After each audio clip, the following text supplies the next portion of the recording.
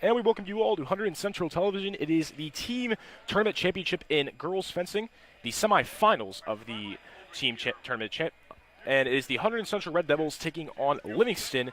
Hunterdon Central, the 5 seed, Livingston, the 9 seed. Livingston getting upsetting number 1 champion to be here. Hunterdon Central now facing them. I am Brad Romano alongside boys fencer Dan Martin. And Dan, this should be an interesting matchup. We expected Chatham to be facing Hunterdon Central, but now it's Livingston in an upset. It'll be interesting to see if Central can get the win here tonight. Yeah, I mean, we've got the odds for it. I mean, we've got quite a few wins here, quite a few more foil record wins, and saber wins. Yeah, so Hunterdon Central comes in with a record of 10-3, 8-3 in the state. Their latest win against Winslow Plainsboro South on February 25th, 19-8. To get here, they beat Govern Livingston, so now they're playing the Govern Livingston. Only 3 losses are Bernards, North Hunterdon, and Voorhees. As far as Livingston goes, they are undefeated on the year, 13-0. Their latest win against the 1 seed Chatham. They also beat Voorhees to be here, so this is a tough test. You're talking about a Livingston team that upset the number 1 seed. So if they can beat the number 1 seed, they can beat anyone. Yeah. So we got our first bout here, and Dean, tell me about our matchup here. Yeah, so up here first we've got Amy Wallace, our saber. She's a junior. We'll see what she can do here.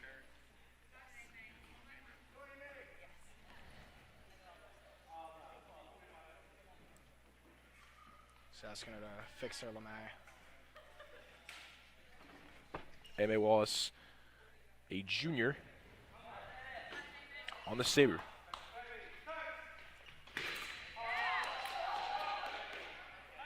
We've got abstaining from the ref and flying head cord, it looks like. Now, when a ref calls abstain, basically it means that both opponents come towards each other at an equal timing, and no point is awarded. Yeah, so saber above the waist, like you said. Yeah. Hit with the edge, not the tip. Is fast-paced saber. Yeah.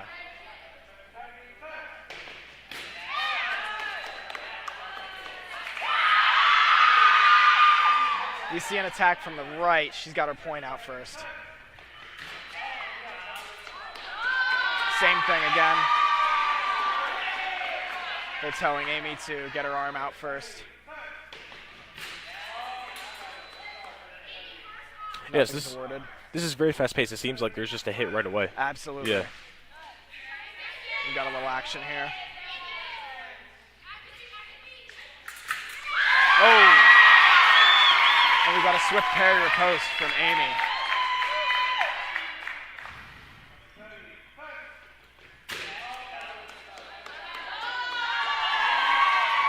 So it is 3-1. It is first to 5. Yeah. Right? Yeah, okay. We've got a timeout from our left on Central side. Yeah, both teams clearly very supportive. Oh, yeah. We've got a lot of noise from the crowd tonight. So it's currently 3-1 Livingston leads in this bout. We then go to foil and epee, and then we repeat that until all 27 bouts are done. There we go. We're setting back up. Central has not lost since January 28th of Voorhees, 16-11. Since then, they've been on a win streak. We got a beat attack from our right here. Yeah, game point here. Livingston. Yeah. Livingston takes home the first bout.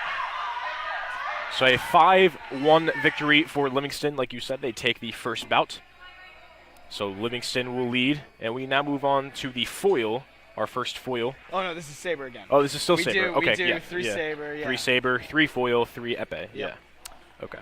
Now we're all switching sides because we got a lefty fencer coming up from Livingston, it looks like.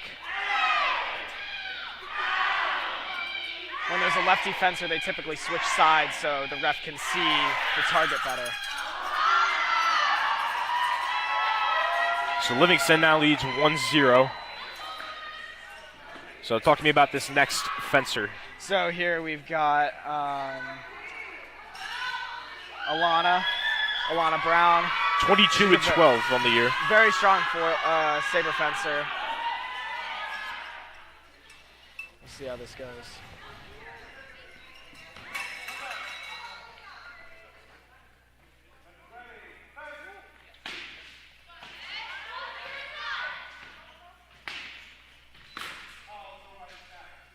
What you have there is press down the strip.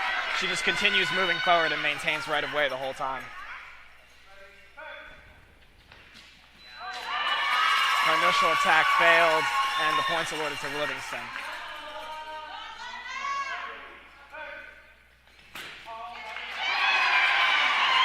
Got one light here from Central.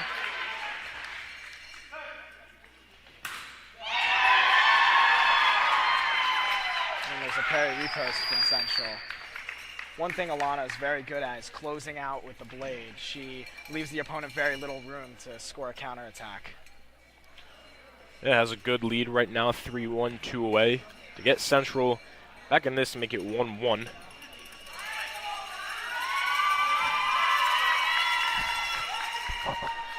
These teams are very supportive tonight. Yeah. It's a big environment, semifinals. Yeah. As the winner of this matchup will take on either Ridge or Columbia in the team tournament championship. There's a lot of stakes here.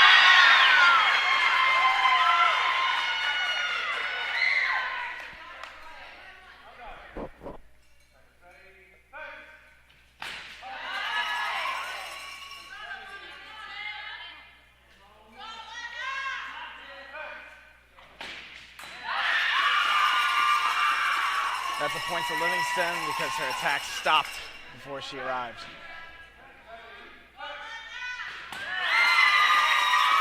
Tied up 4-4. Big moment here. One more away from game point. This is a close match.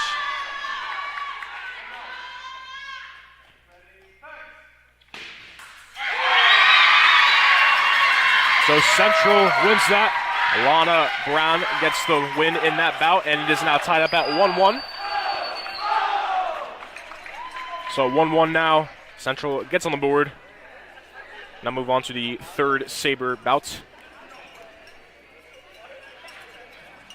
Yeah, that was quite the close match there. We had 4-4 in the end, and a lot was at stake, but Alana closed out her target and made it very difficult for the opponent to score on that.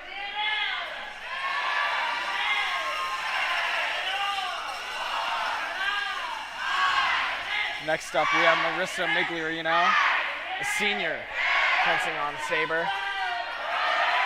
Yep, Marissa, senior, a 12-7 record on the year. She's been absent for most of the season this season, but luckily she joined back up during the Voorhees meet.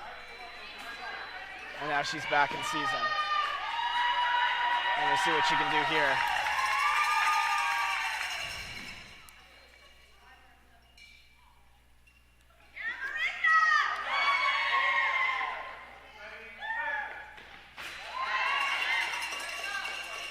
Attack is no from Central. That's a point for Livingston.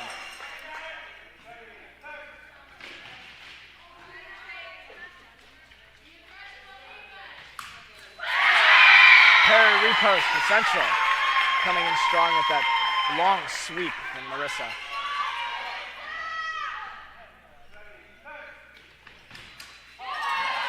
Another parry repost for Central.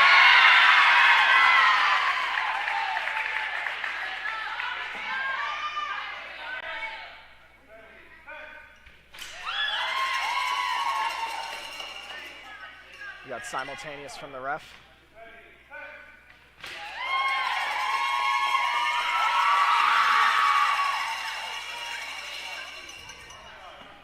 Calling that for Livingston.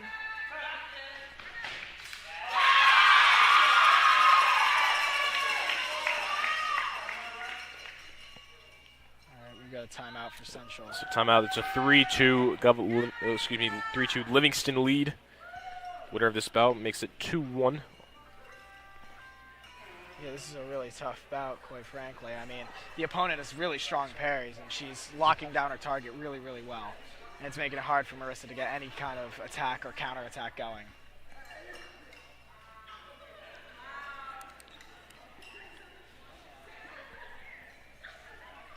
Yeah, once again, Livingston undefeated. They beat Voorhees 17-10, Chatham 16-11 to get to the semifinals.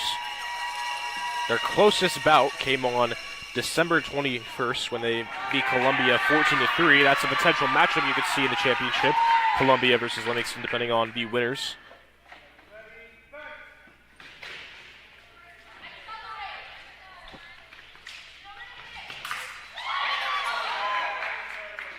with a parry repost to Central.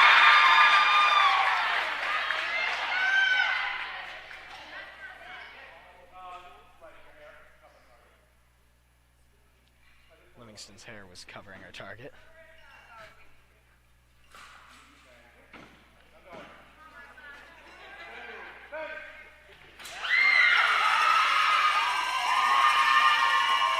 Marissa pulls her arm back before hitting.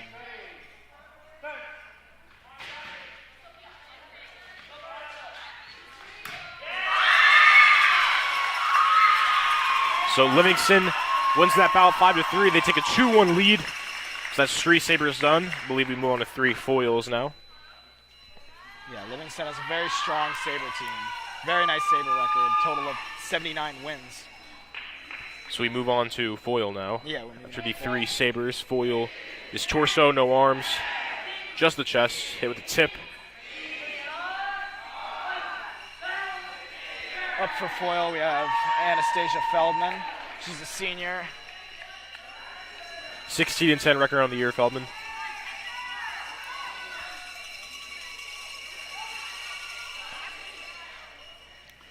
Let's see what we can do here. Their foil record is not as strong as their saber, for sure.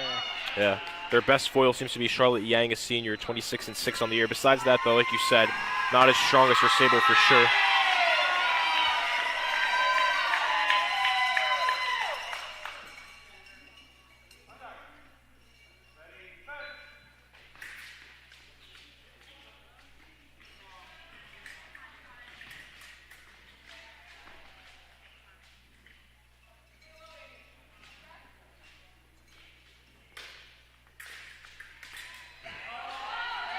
Now in foil, different from saber, when you both hit off target, or when you hit something that isn't the gray, it goes off target, and it'll stop the bout. That's indicated by the white light.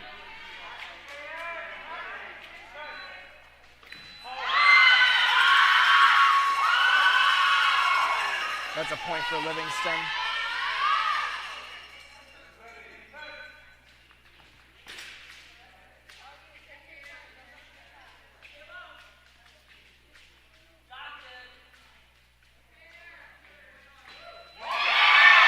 Strong counterattack from Central, leaving the Livingston opponent with very little time to react.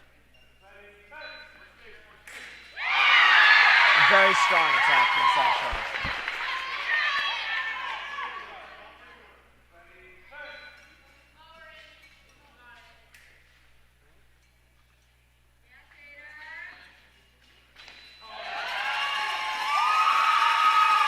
Now in that attack, she took a step back, invalidating her offense.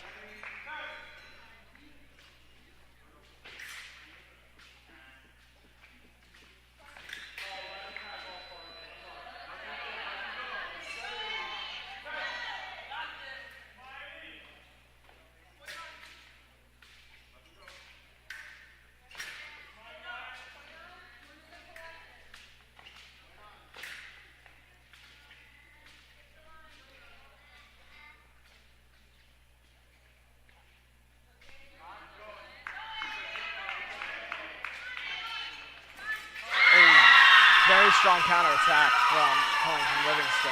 These two fencers are very evenly matched. Timeout called. Timeout.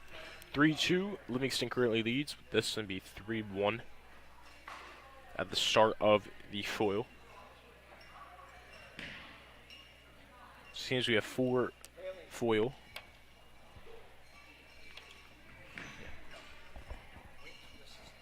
Okay, yeah.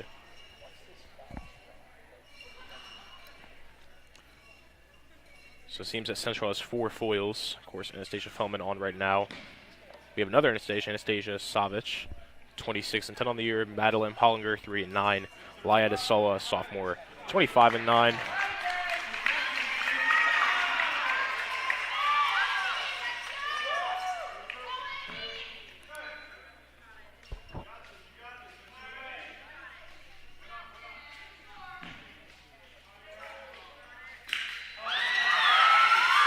The attack continues from Livingston.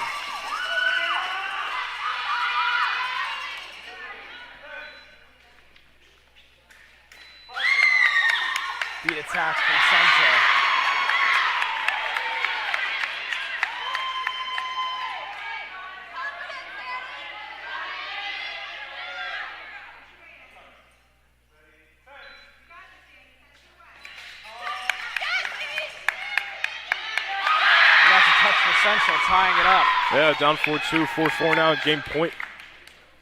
Central trying to tie back up at 2-2.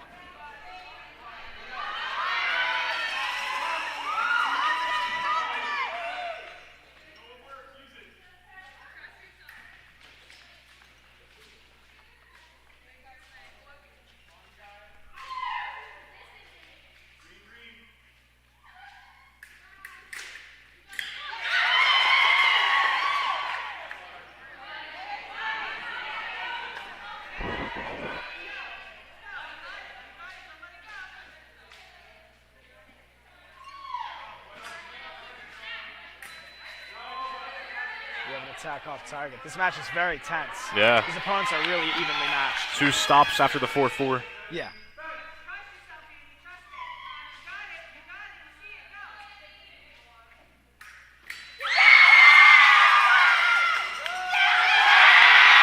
And that's a win for Hunterdon Central with a beat attack from Anastasia Feldman.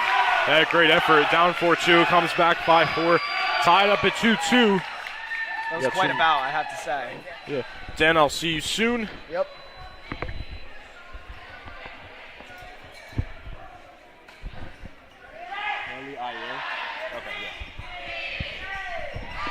All right.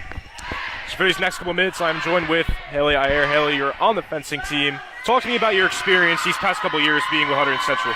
Yeah, so being at Central, I learned a lot about what it's like to be in a team environment. You know, before it, I was always just an individual fencer, but when I came here, I found a lot more people who also enjoyed the same exact sport that I've been doing all my life, and the team environment has just been so amazing and energetic for me, and just all great things.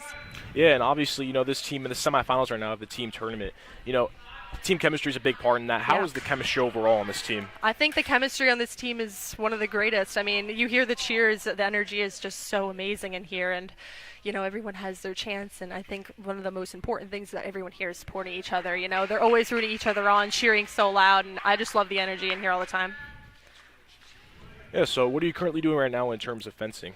So in terms of fencing, I'm always training, you know, every night, 2 hours about, you know, I'm going out to competitions every weekend so far this year, and I've been just doing a lot of training in general, going out to a lot of USA Fencing NACs. I've even, you know, climbed up very high on the senior list. I'm able to go out to international events, and just a crazy schedule for competitions and practice-wise, so yeah. Yeah, so obviously, you know, college coming up. I know you are coming to Notre Dame. Talk to me about that and how that's exciting for you. Yeah, so it's really exciting for me. I mean, Notre Dame is one of the best teams in the country for college fencing, and it's an amazing opportunity for me to be able to go onto a team like that. And it means so much that I put in so much work over all these years, and I get to go, so. So we are currently on the foil right now. Anastasia Feldman getting the win. It is tied up at 2-2. Yes. Oh, wait, sorry, can you repeat the question? Oh, no, yeah, so we are currently tied up at 2-2. Oh, yeah. Yeah. Mm-hmm. So, yeah, I mean, I think the bout that Annie just won was definitely a turning point. You know, we were just down, and now, you know, that one bout, I think we're starting to get a little bit more momentum built up. You can see our fencer, this is Anastasia Savick fencing now. She's an amazing fencer as well. So I think that win was definitely a good momentum switch for us. Yeah, Savage with a record of 26-10 on the year. That was a big one, too. You know, down 4-2, Feldman was. She came back, made it 5-4. Yeah. And that would have been interesting if she lost, because then it would be 3-1. Now it is 2-2. It's tied up. I think whoever wins this bout, it's a big momentum booster. You get that lead. Yeah, exactly. I think it's getting the momentum is really important in this sport. So. Yeah, Savage just got the point there, up 1-0. There is 2:02 left in this bout. Yeah, so, you know, there's a big thrill of competing internationally. You know, it's around the world. How exciting is that to just travel the world while doing what you love? It is really exciting. I mean, the first few times I went international, I remember being super nervous. I mean, you're going halfway across the world to go compete, and you were just showing everyone what you have on this one day, and it's a lot of pressure, but all in all, I'm very glad, and I'm so grateful that I get the opportunity to do this. It's just an amazing environment to be there, because you just know you're surrounded by, you know, the best fencers in the world. Right. So it's a very exciting environment. Yeah, what have been your highlights so far of that? Well, most recently at the Junior Olympics, I just placed third in the Division I women's fencing event. So that was an amazing result for me. And yeah, I got top 8 at the Junior International World Cup in Georgia. So I've had some pretty great results this season so far, and that's been propelling me up on the senior list for my national ranking a lot. So yeah, and then you go back to the international, you talk about the pressure. You know, I'm sure when you're traveling international, like you said, there's a lot of talented fencers. Yeah. How do you thrive against the pressure? How do you deal with that? Well, I've been fencing for all my life. Well, not all my life, but for almost 9 years now, and the pressure is always there, and I think at some point you kind of just learn to fence through it. I mean, you kind of have to learn to use that energy and that excitement into your bout, and if it's too much, you also have to learn how to calm yourself down. So I think fencing is a lot of just adaptation. Well, so what got you interested in fencing? You said you've been doing it for a long time. Was there a turning point in your life where you're like, this is what I want to do?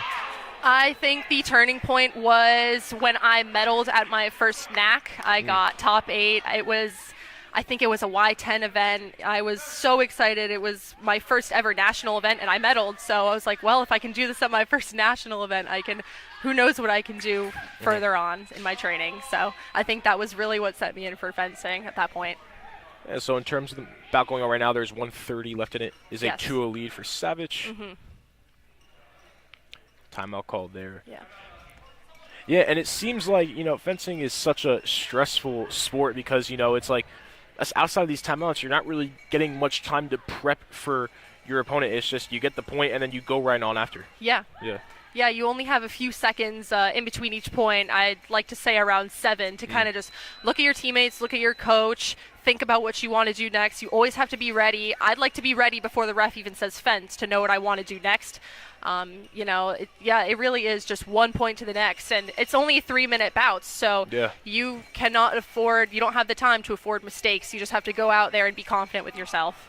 Yeah, running clock outside of timeouts, the saber foil and epee, obviously all different, and I think it's interesting because with saber it's above waist, with the foil it's just you try to hit the chest, and the epee is interesting because epee is a free for all. Yeah, it is. A lot of people like to say that epee is the most relatable to real fencing because it's the entire target, but it's also the slowest. We have a fall here. Yeah, hard fall there. It looked like.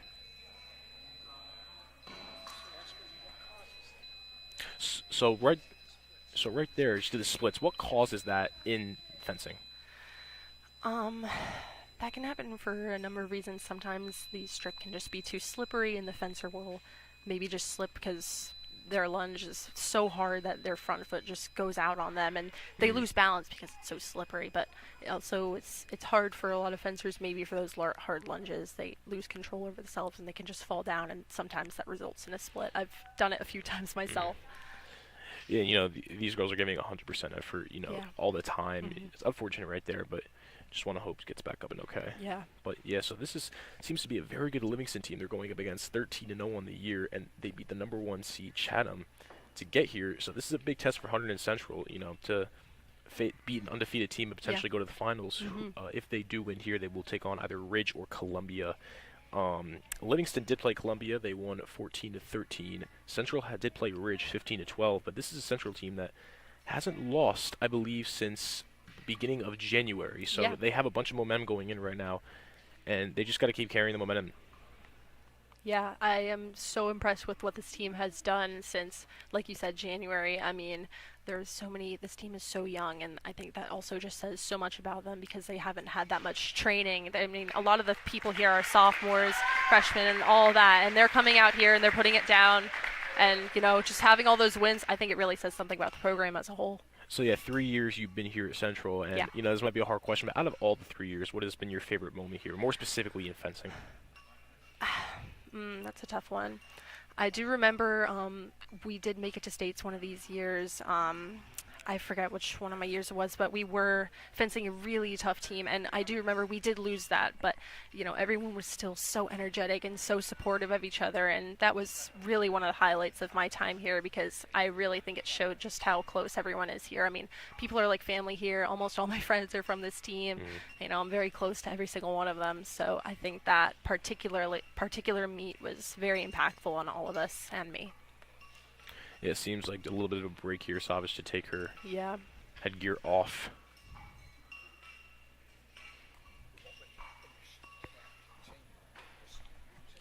So let's say, for example, Savage cannot continue. Would we lose this bout, or would someone come in? How does that work? I do not believe that somebody else can sub in for her halfway through the bout, so I believe if she cannot continue defense for the rest of this bout, we will throw just this bout out, but we do have other fencers who are ready on the lineup to fill in for her place, I believe, if she cannot continue. So yes, but if she cannot return this bout, it will be a forfeit for us. Yeah, unfortunate, but that would make Livingston go up 3-2. Yes. Nowhere near over yet. 27 matchups in total, and 27 matchups in total. A lot of matchups. When you look at it, it goes by really fast. Like you said, it's a very fast-paced sport. Yeah. And 27 matchups. It's very quick. It's one of the quickest sports I've seen, honestly. Yeah. I think you don't really realize sometimes that you're on the last bout until it's, you're there. And usually it comes down to epee, those tight, last couple bouts. So, yes, the meets here do go fast, especially in the saber bouts. Yeah, and this is a very junior, senior heavy team as I'm looking. Yes. But, you got a couple of sophomores on the team. And it's always good to have sophomores on a team, get experience at a young age like this, and that will carry on, hopefully, junior, senior year. Yeah. And just continue to get better overall, yeah. I'm happy that the younger underclassmen get to see, how all of the juniors and seniors are acting, because I think they're setting a really good example for how to act on a team and just how to act in the sport of fencing in general. It's a very respectful sport, respect your opponents, respect your teammates, and I think the seniors are doing a great job at being really great role models for the underclassmen. It seems that coach just talked over things with the ref. Savage still getting checked on. It is currently 2-2 tied. Yeah, Haley, I thank you for coming in and just giving your thoughts. Yeah, thank you. Yeah, thank you so much. Yep. It's great to be here. Thank you for having me. Of course.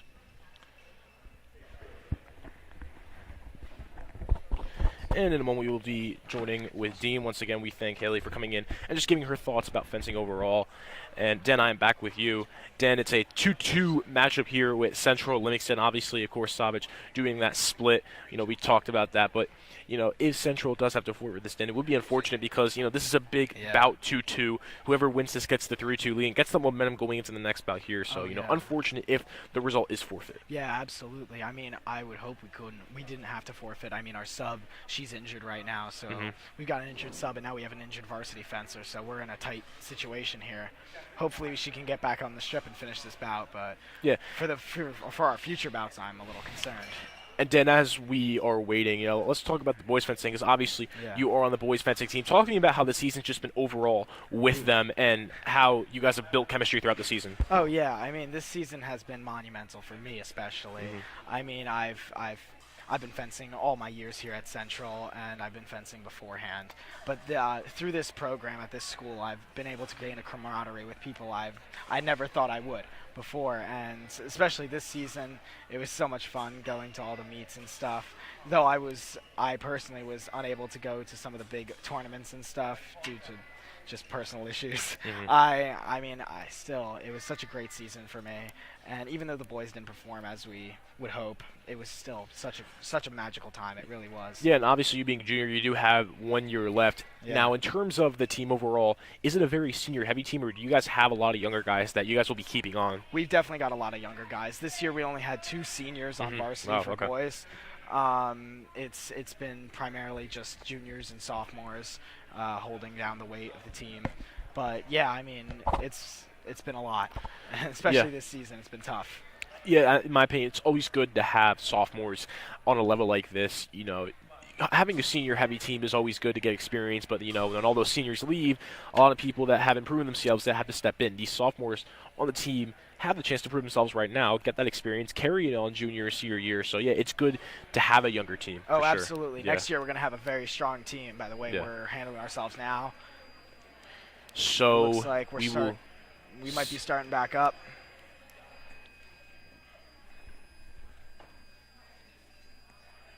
I'm not too sure. Yeah, the scoreboard is back up. Savage, and what's really unfortunate is she was up 2-0 too. It looked like she was going to win the bout, but sadly, yeah. it looks like she's desuiting. Yeah. It looks like we have a saber going up now. Great effort from her either way. You know, like as I was saying earlier with Haley, these girls give their 100% effort in this. You know, it's the semifinals. It's a do-or-die situation here. Just not what you want to see. Yeah. It looks like right now we have Ada Jackson suiting up in foil gear. She's normally a saber for Yeah, Ada Jackson, a sophomore, 3-11 on the year. Yeah, so she's suiting up for foil. And that's what happens in moments like these, you know. People have to step into situations that they're not used to. But, you know, so Ada Jackson going into foil. We'll see if she can hold her own. I mean. Yeah. So this is, I just want to make sure, this is a new matchup, or is she subbing in for the Savage? She's subbing in mid-bout for Savage. Okay. Since it was an injury on the strip, okay, she's able to sub in and can maintain her score. So she has a big advantage, obviously. She's already up 2-0 thanks to Savage. So minute and 20, not a lot of time left. She can just be comfortable in there, maybe trying to get one or two more, trying to get as many points as you can. But if she just does good on the defensive side, we could see a central lead here. Yeah, absolutely. I would actually say I'm looking more forward towards the offense because of her being a saber. I feel like she could really push her down the strip and just really add some pressure onto this. But, I mean, we'll see how this goes. I mean, she's never fenced foil a day in her life, I don't think, so this will be very interesting. This happened earlier in the season with one of our epes, John Betterman, on the boys. He fenced a foil bout against West Windsor Plainsboro North and actually won. So, yeah, one other thing. The ref for the fencing, what I notice is when it stops, he doesn't say who wins automatically. He says something beforehand. What is he saying beforehand? Typically, he'll make hand gestures to say what point was scored and where and how. Or and right before he judges the point, he'll typically say halt, and then he'll make his decision in his head, and then act it out with his hands just to display it. So once again, a sub coming in for Hunterdon Central. It's Ada Jackson. Has the 2-0 lead thanks to Savage. Whoever wins this goes up 3-2. As we will resume very shortly.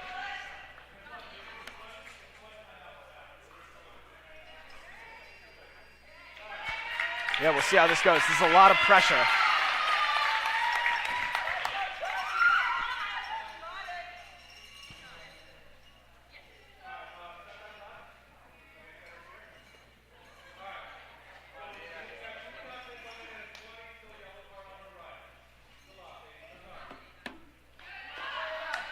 Once again, the right does have a yellow card from that earlier offense. We've got a counter-attack from the right here, giving a point to Livingston.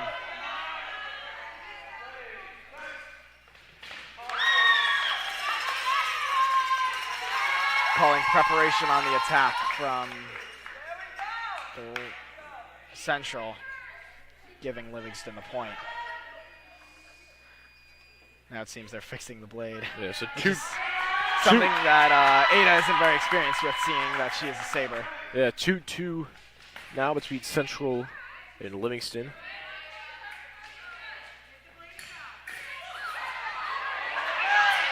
She really is holding her own in this bout. I mean, she's putting on a lot of pressure and beating the blade and making some really good actions for being a saber and foil.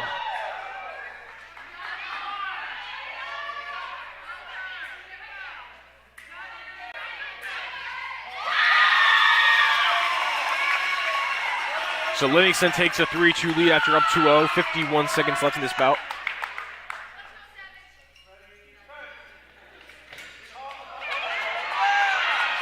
She had a really good idea there, going for the lower target, but it just landed off target.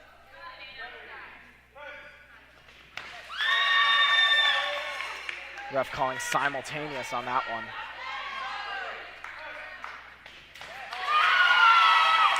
Game point now for Livingston.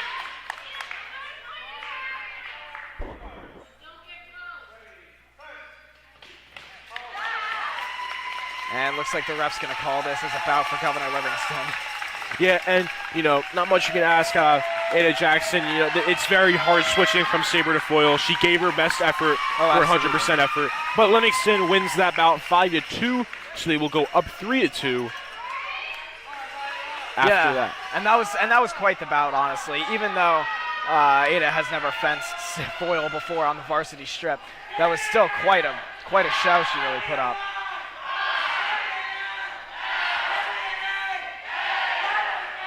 And I believe Laya De Sola will be next, who seems very good, a sophomore with a 25-9 record. That is the third most amount of wins for someone on this girls' fencing team. Yeah, absolutely. She's excelled this season. She really has. For being only a sophomore, I mean, it's quite an impressive display. Yeah, and she's only going to get better. A 25-9 record as a sophomore. Have to think, once she's a junior or senior, those losses will go down to maybe 5, maybe undefeated even. Oh, absolutely. Yeah. But now trailing is Central. You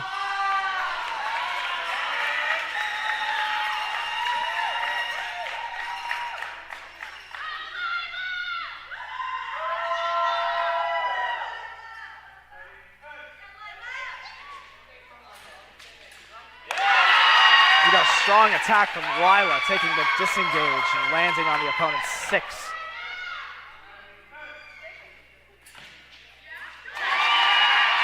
Another strong attack coming from Lila. Lila has these really strong attacks that just almost always land. Yeah, quick time out here for Livingston talking things over. Yeah, great start for De Sola, up 2-0 already in the first 5 seconds. Yeah. Now, did they go up 3-2 after that bout? Because it still says 2-2. Yeah, I believe they did. I believe Okay. they still have to reset the score. There we go. Yep. Okay. Yeah, there we go. So 3-2 for Livingston. Central trailing, trying to go back to 3-3. I mean, De Sola just has to really keep up these strong attacks and keep the lead, which it looks like she's going to do. Yeah, domination so far from De Sola.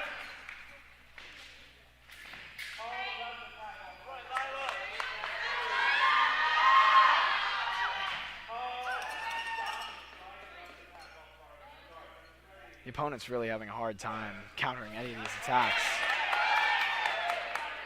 Looks like the ref's going to call that one simultaneous.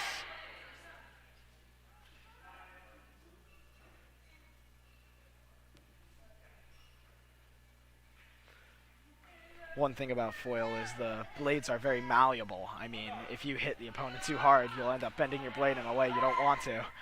Mm-hmm. And that can really detriment your game, which is what the opponent's fixing right now.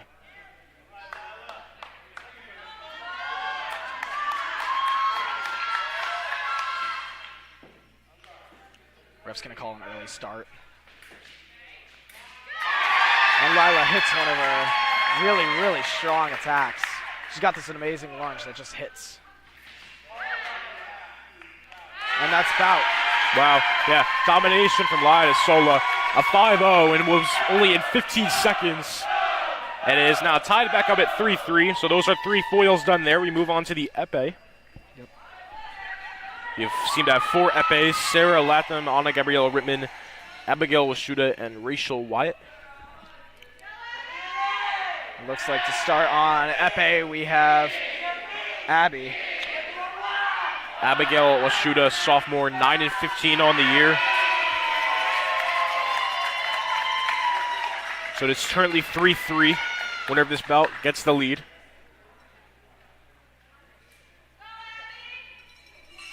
You can see what they're doing right now is testing the blades. We've got an epee, you have a shim test and a weight test, just to make sure the blades are all legal and working right. And contrary to foil and saber, they'll test on the guards instead of on the target.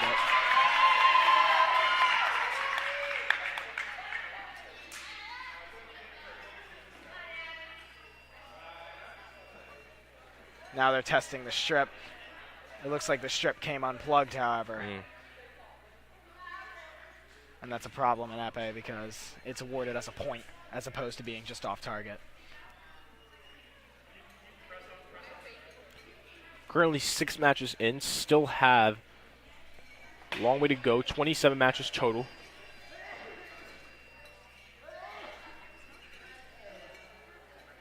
Looks looks like we're having some technical difficulties Yeah. here with the strip.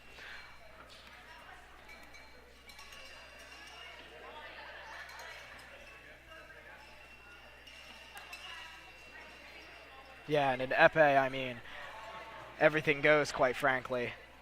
If you hit the opponent's foot, you can score a touch. That's why they're testing the floor.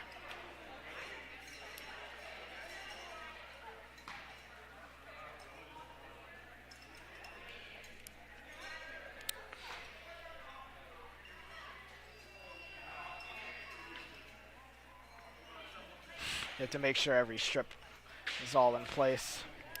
Score just got updated, 3-3.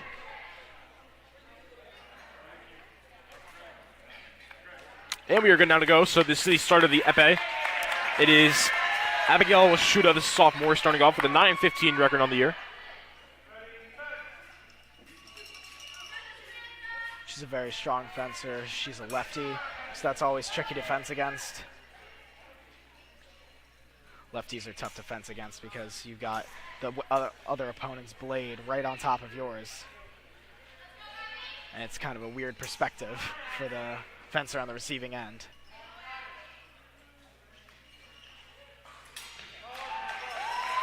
First point there for Livingston. Yeah, that's a touch for Livingston on the hand, it looks like.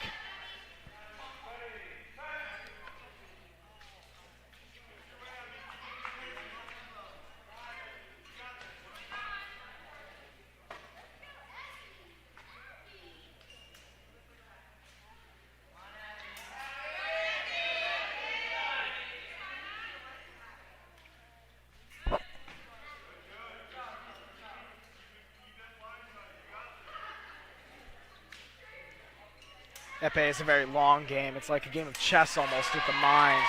Looks like Livingston just got that point. 2-0 Livingston. Epee is a very time-consuming game as opposed to foil and saber. For Livingston is Kayla Fang, 28-5 on the year. Very strong record. Yeah.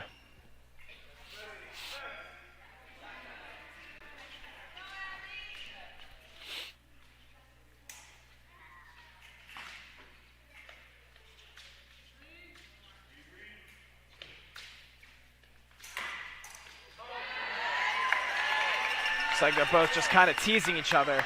Abby had a really good chance there, however, she missed. And we're calling a timeout for Central. Timeout called. 3-0 Livingston currently. I mean, Abby has a lot of chances here, but quite frankly, she's missing a lot of the time. Yeah, going up against a really strong opponent too, in Kayla Fang, a junior. Might be Kaylin Kang actually, now that I'm noticing. Or no, Fang, excuse me. Yep, Kayla Fang, junior, 28-5. Her opponent is very good with distance, and she's really good at exposing her opponent.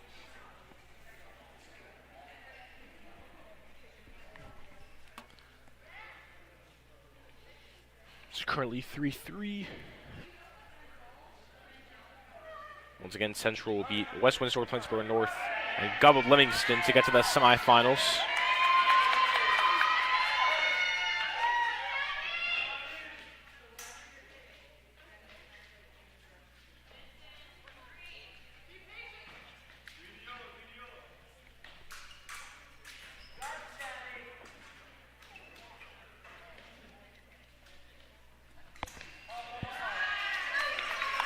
Double hit there. Double touch there. Yeah. So both are awarded points, but now just game point 4-1. And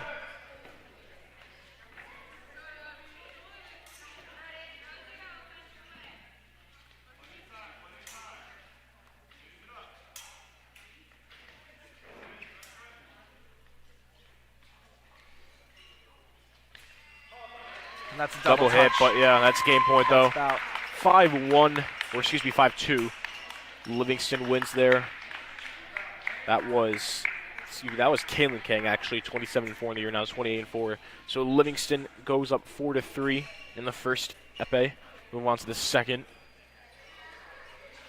Looks like it'll be Anna Rittman. 24-4 on the year, least amount of losses on the Central team. So clearly a very skilled fencer here we have. Yeah, Anna Rittman, she's a very strong fencer. I mean, she's been here since day one. She's been with the team for a very, very long time. She's been fencing for a very, very long time. One of our best fencers and one of our best senior leaders, quite frankly. I think this will be a really, really good matchup.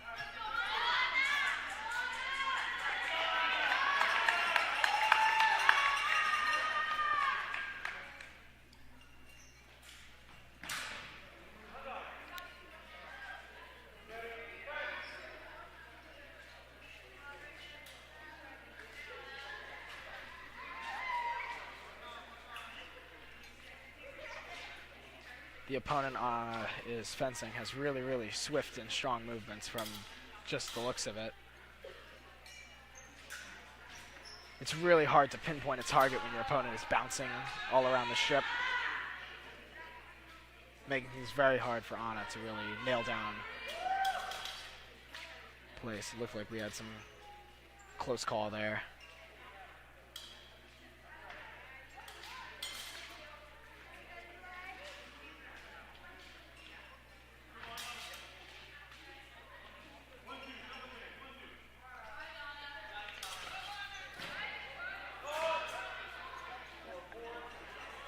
Now, when they called halt there, the opponents got too close and they hit each other. Yeah. That's definitely a no-go.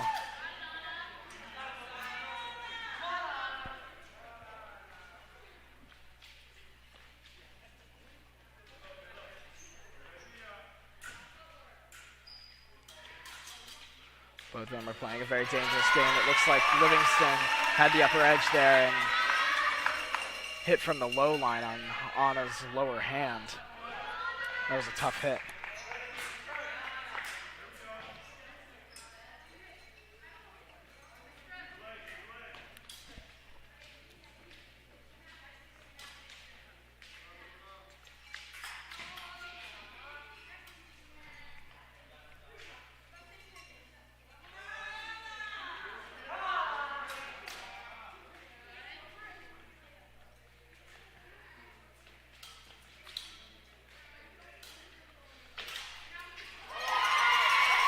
Looks like a counter-attack from the opponent. Well, both of their initial attack failed, but... This Livingston fencer seems to be very skilled. I can just tell by the way she's moving and her stance. Yeah. Oh, yeah, absolutely. She's a very strong fencer, it looks like. She's got very quick movements. She's fast on her feet. Yeah. 2-1 now. Anna gets that point with a really swift parry riposte there.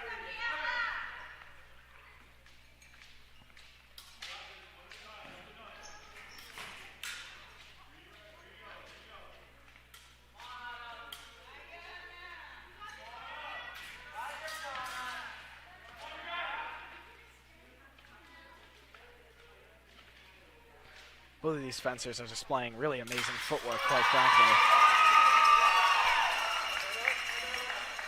And we've got one light from our right here on Livingston.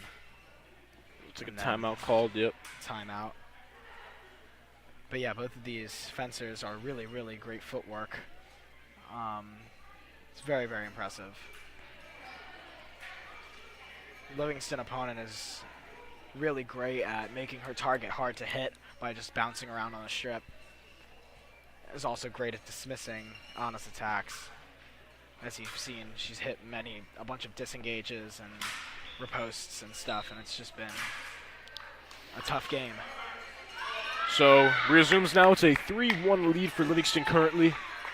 Livingston leads 4-3 in this bout right now.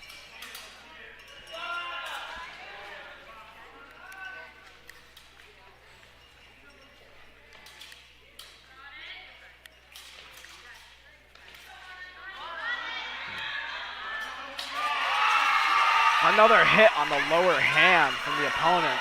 That's the second time she's hit that same target. 4-1 game point, 31 seconds left in the bout. She's got very little time. This is very high stress. And it looks like the opponent gets the point with that one.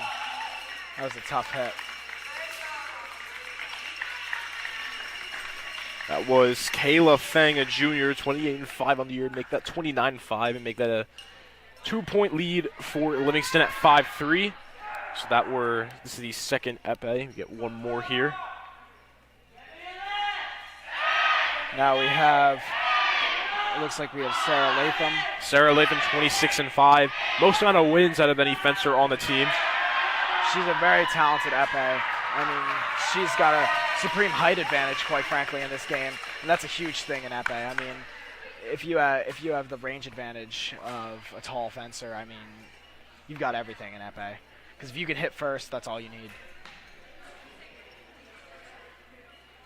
This opponent better hope they're very good with their blade, or else it's going to be over for them.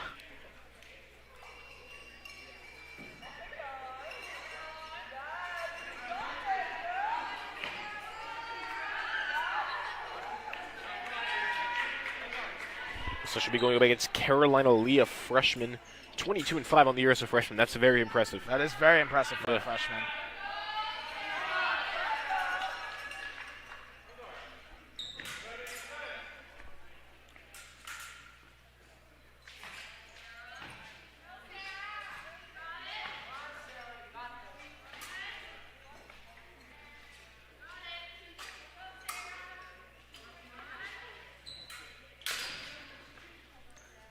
Sarah's just pushing her down the strip with these really, really long, threatening attacks, putting a lot of pressure on the opponent here.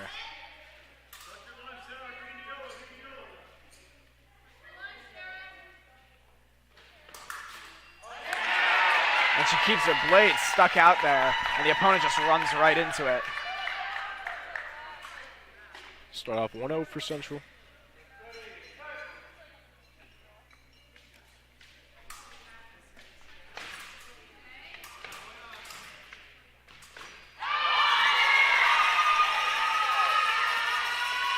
Looks like Sarah's attack failed, and the Livingston opponent took good advantage of that.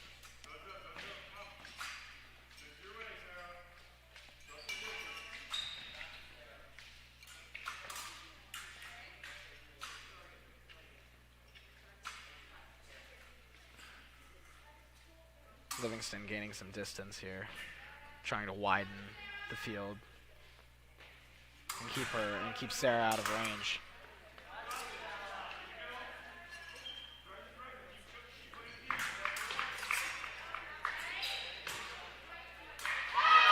And the opponent launches a really quick flush attack. The flush is when you just, quite frankly, stick your blade out and run at the opponent and hope all things go good.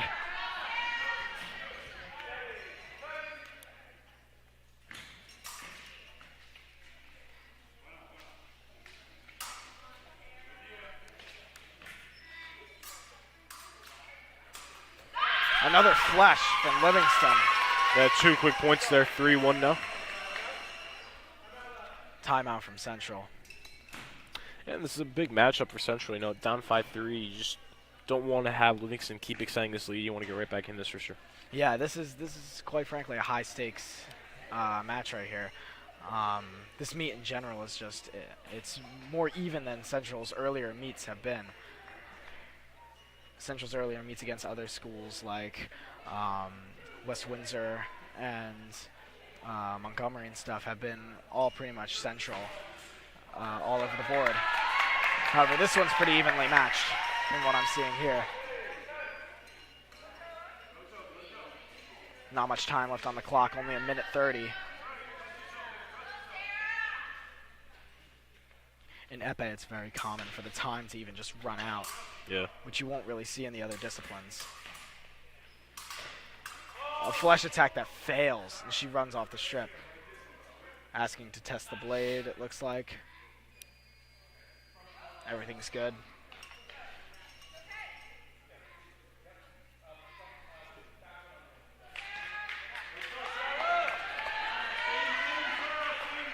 A flush is a very high stakes attack. I mean, if anything goes wrong, you're quite frankly screwed out of your point, and it's very, very high stakes, quite a gamble.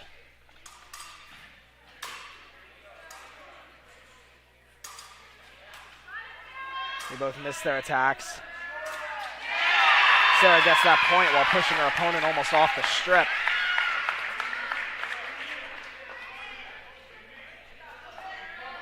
if you can see the end of the gold over there is the end of the strip. And if you go off that gold part, you're going to lose a point to the opponent.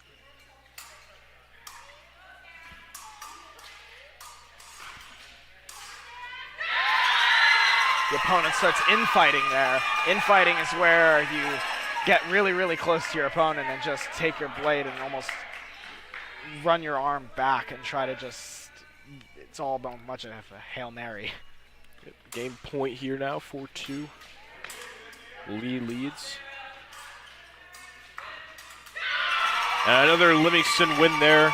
This time from Caroline Lee, who makes it to 23-5 on the year. 6-3 Livingston leads as we now go back to Sabre. That was a crazy win there. I mean, I've very rarely seen Sarah lose on the Yeah, strip. that's only her 6th loss of the year, 26-6. Still a phenomenal record. Yeah, that was quite frankly remarkable. You don't see that every day.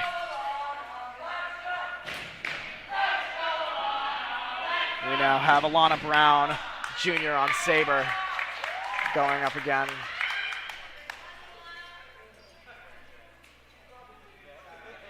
And she already went, I believe, right? Yeah. Yeah, okay.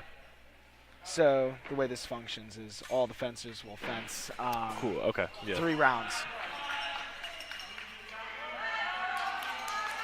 Each time fencing a new opponent. Alana Brown won her first matchup, looking to win the second.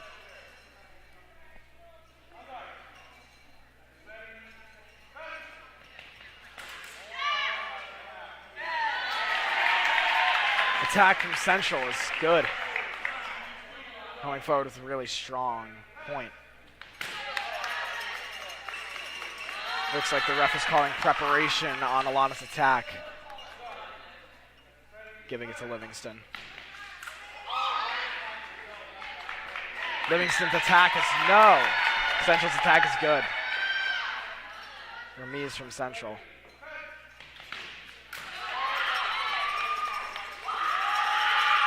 Alana's attack is considered as not an attack, and she's not awarded the point, I guess. Goes about so far 2-2. 3-2 lead Livingston.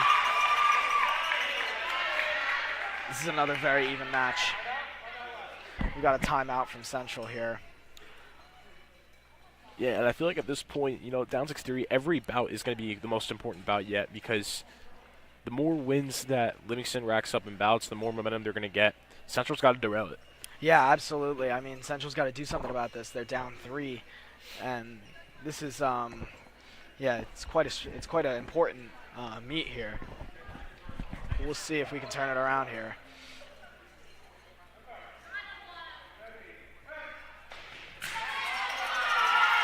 Alana's attack is no.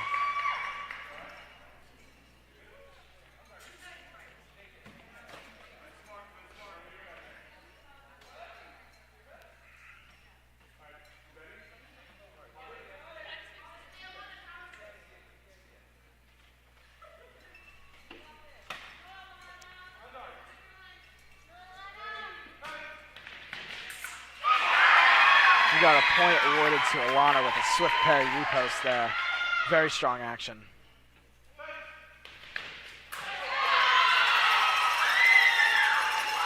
Alana's attack is no, and that's... So win for Livingston there. Makes it 7-3. So they extend their lead. Move on to the second Sabre matchup. I mean, Central is down a lot right now. Yeah. This is quite a concerning match. This is a Livingston team that has not lost a single game this entire season, so you know it's a tough test for sure. No, yeah, Livingston's a very, very strong team. Now they beat teams 21-6, including teams like West Essex, Gov Livingston. They beat Oak Knoll 23-4, winning a lot of close ones as well. Once again, they beat Voorhees and Chatham in the semifinals currently. Yeah, no, from my experience, the team we were always scared of was Governor Livingston, and the fact that this team was able to beat Governor Livingston is quite concerning.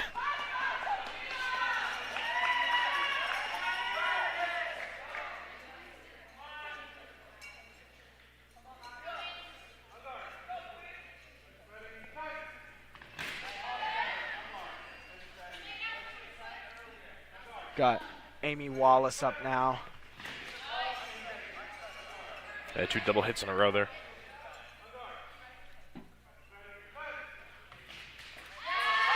Low attack coming from the opponent, breaking that string of simultaneous calls. 1-1 tied up.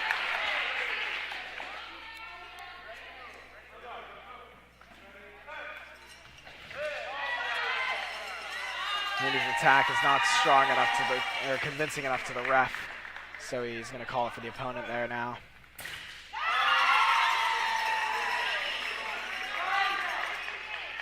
Ref's going to call that for Livingston.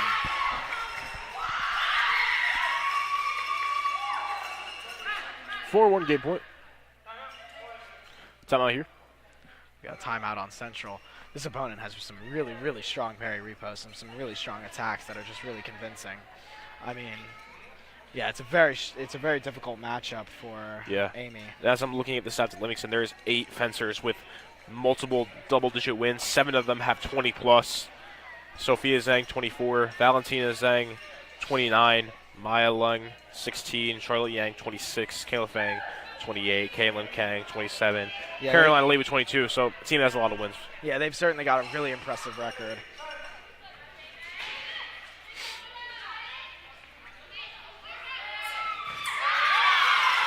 The attack continues from Livingston's side, and that's the bout. We're switching sides again because we've got the lefty up. 8-3 now. Livingston leads into our second saber.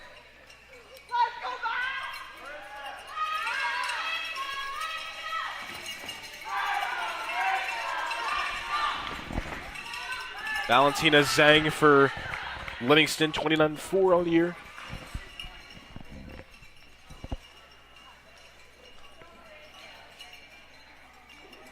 Up now, it looks like we've got Marissa Mingliarino for Central.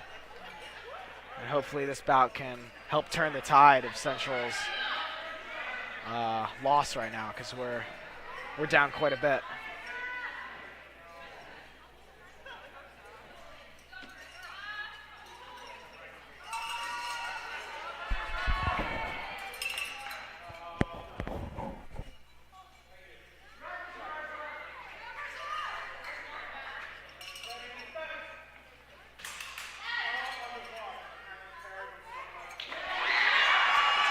While that attack may have looked like a parry for Livingston, it was on the guard, rendering it bad, so we were rewarded at that point.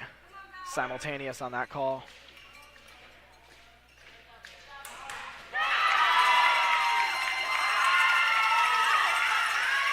The beat apparently wasn't enough on that attack, and Livingston was awarded with that one, tying it 1-1. The attack is good from Central with a really, really strong lunge there from Marissa.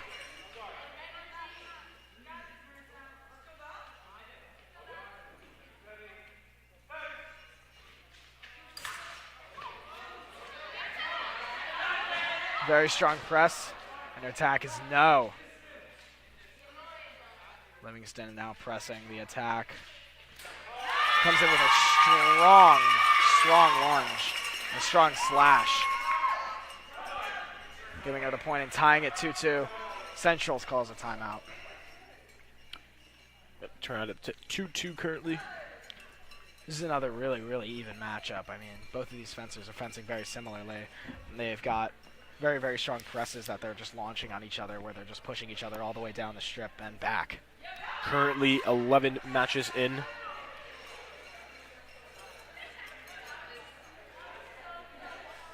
13-14 more to go.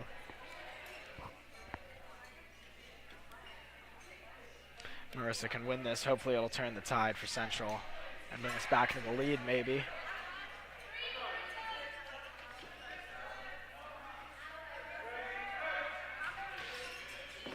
Marissa's attack is no. Parry repost didn't arrive on time. It's now 3-2 Livingston.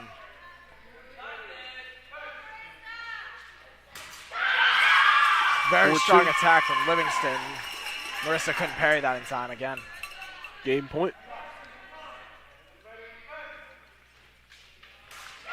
Another Same win action. for Livingston. 5-2 and 9-3 lead now. As I believe we move on to foil. I believe so.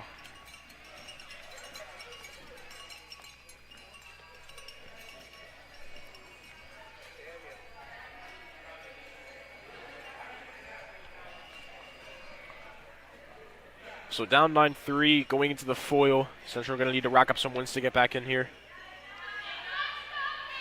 Starting on foil, we've got Ada Jackson. Not typically a foil like you've seen before, but she's filling in for Anastasia Savage. And so we'll see what she can do here. It's very tough for her, not typically fencing in this style. Prior to this bout, they were quite literally teaching her how to fence foil. Yeah. Gonna give it her best effort. You know, always tough to move. Yeah, absolutely.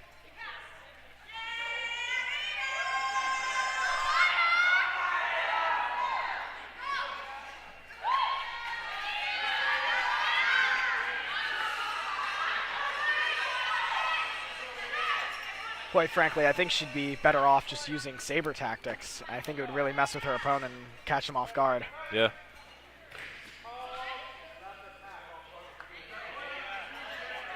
That could have been Ada's, but it was off target. Real close attack. Strong press. Ooh. It's beat by the opponent. Ada's still pushing, and the opponent hits off target on her hand.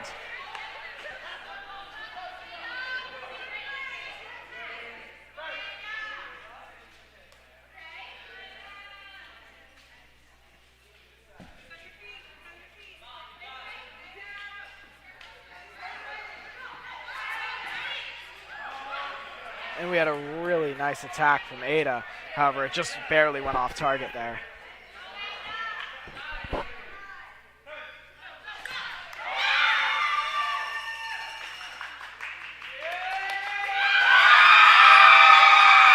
And that's Ada's attack there.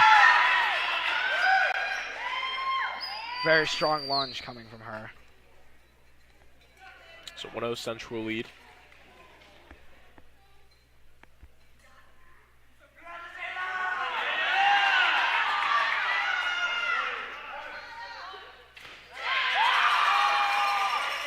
One light coming from Livingston. It's going to be their attack. Both of their attack fails. Then Ada gets the remise on that last point. 2-1.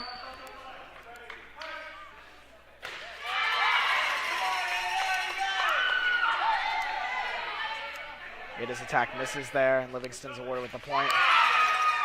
Double. Keeps it tied. Ref's going to call simultaneous on that one.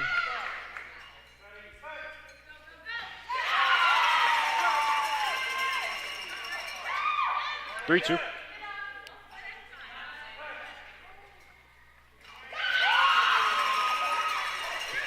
Livingston gets the counter attack there. Game point.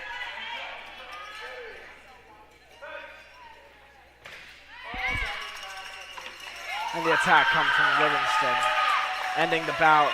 Another great effort coming from Ada, though.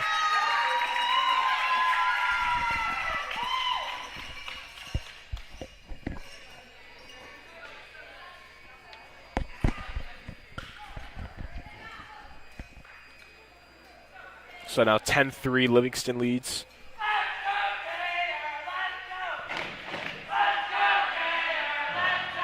Next up, we have Anastasia Feldman on foil.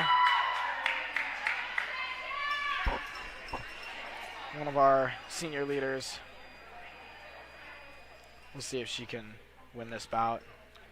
I believe she won the last bout that she was in. Yep. Yeah, I believe. I believe that was the latest win we've gotten about. I think, yeah. Yeah. Yeah. We'll see how this goes, and hopefully it can turn the tide for Central.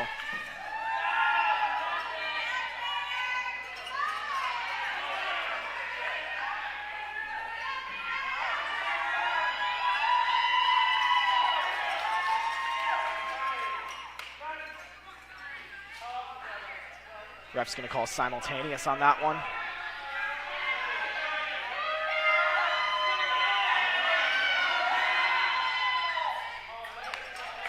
Attack is no. Right's attack is off target.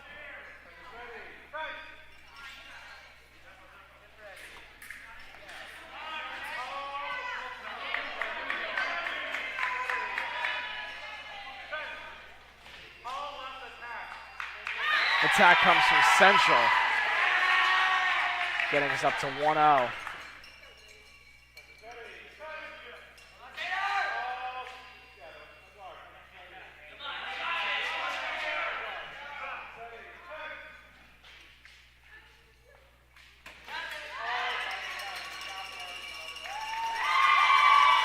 Anastasia's attack stops, rendering her point to the opponent. And that point goes to Central. Livingston's attack is no.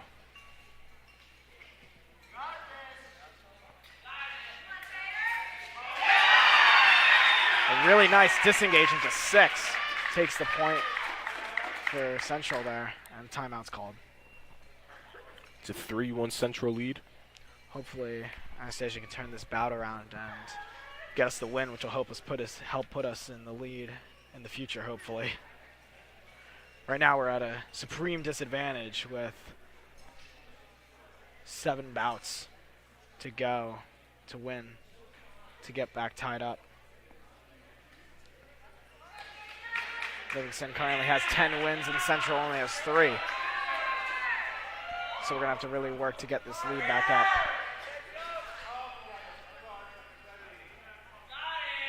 Simultaneous on that call. The opponent comes forward with a strong attack.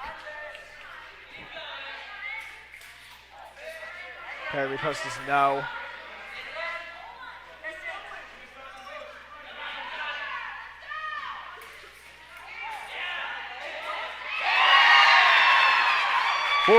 Game point. That was quite the point there. It was parry repost no after parry repost no after parry repost no. From both fencers.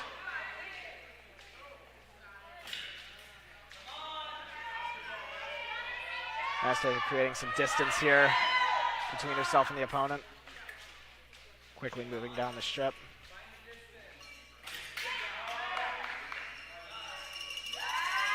And that's the attack awarded to Livingston there.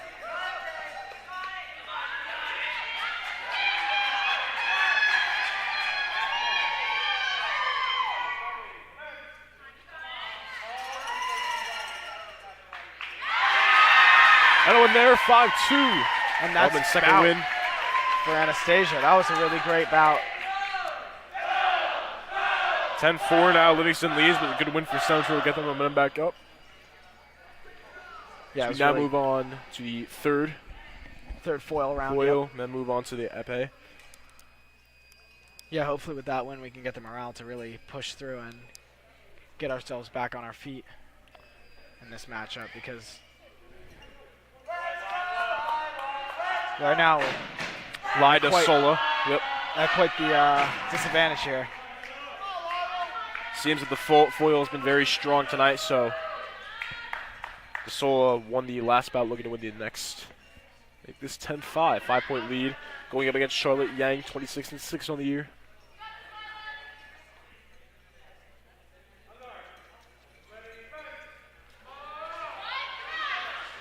Her opponent this round is a very strong opponent, utilizing distance really, really well. She had that really nice counterattack.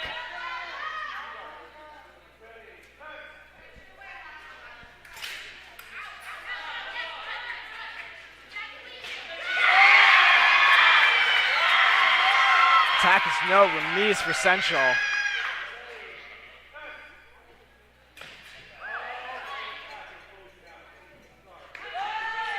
point for Livingston.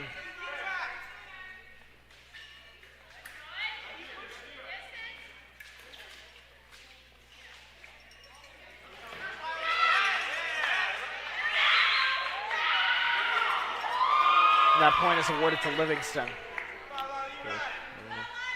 3-1. 3-2. And that's the parry repost for Lila. Central calling a timeout. Hopefully we can get this bout up. I think Lila knows what she has to do. She has to hit more counterattacks because this opponent has a really, really strong defense. I think it's Lila's turn to play more defensive. So after this foil, we have 3 epes, and then the last 3 Sabres foils and epes. 14 matches in. 12 more to go after this.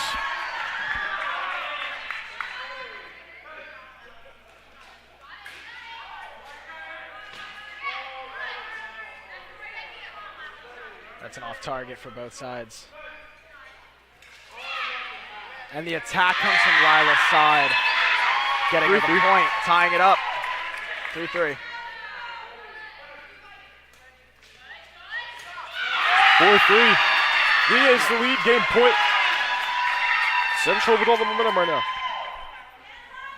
A timeout for Livingston, it looks like. Yeah, 2 timeouts in this bout. It's the first time we've seen that tonight. That was quite the display on that last point. I mean, Lila's been hitting these really mean parry riposts and these really mean counterattacks.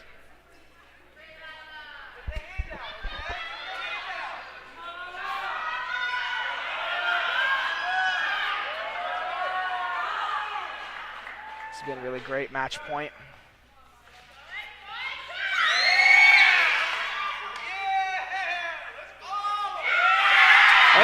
Good for Hunterdon Central, getting us the win.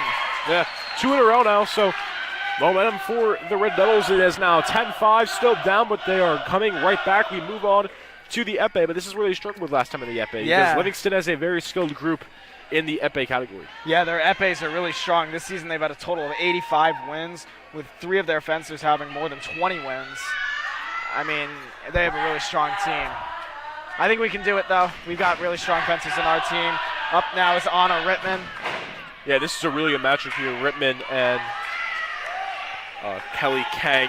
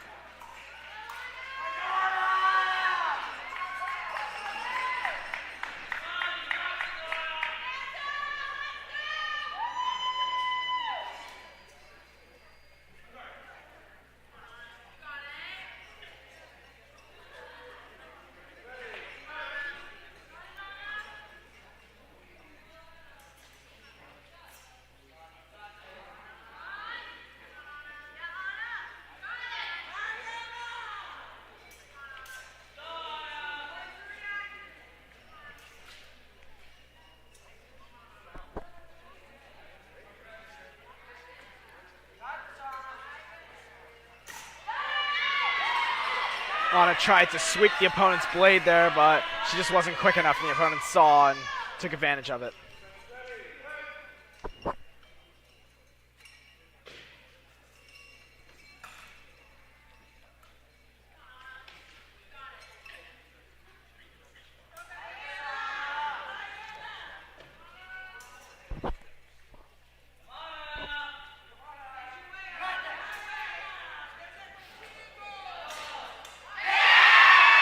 Anna hits the quick parry riposte there after taunting her opponent for a bit there with those attacks.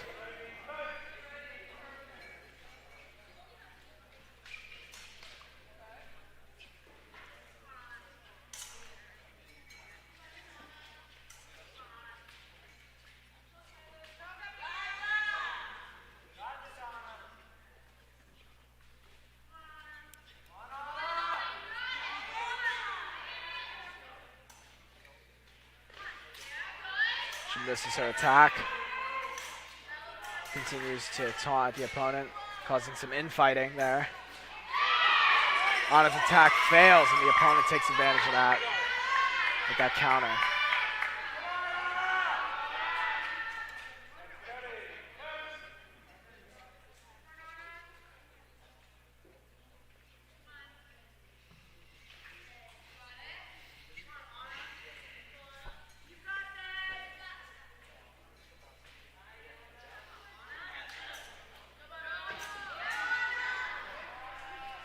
We got a little counter parry 6 action there from Anna. Just fell short. Opponent's moving to the left side of the strip quite a bit, bouncing around. Anna's putting a lot of pressure on her opponent, and it's a double touch. 2-2 competitive matchup here, minute 4. This will be a big win for Central. Just keep them going. That'll be 3 wins in a row. 3-2 now, actually. Excuse me, not 2-2. This would be a really great win. However, that last double touch was pretty bad for us because now the opponent's closer to getting 5. When you're down, double touches are not what you want because that just gets the opponent closer than you. And we got a single light from Anna tying it up. That's just what we needed. Tying it up to 3-3.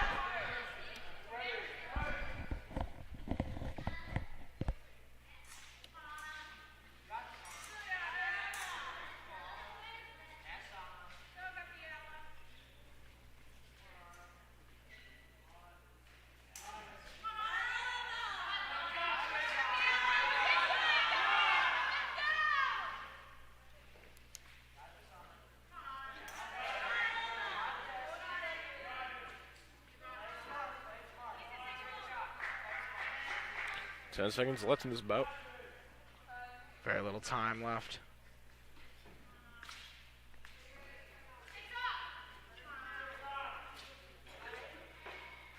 And time is up in the bout. They will now hit a randomizer button on the machine to grant priority to one fencer. So if there's another double touch called, Anna will get it because she got the priority.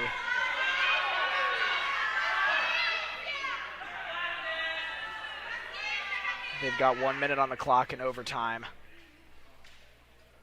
This is quite the stressful bout for Anna.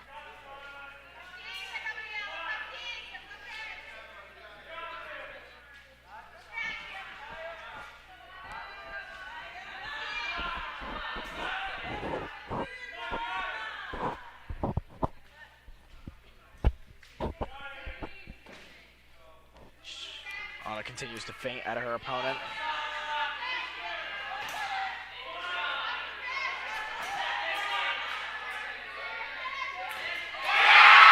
Gets the point, big winning win. the bout. Yeah, big win for Hunterdon Central. It's 3 in a row now. Makes it 10-6, and Central is firing on all cylinders. Move on to the second epee. That was quite the win for Central. Getting us up to 6 against their 10. And that really paves the way for this next bout with Abby.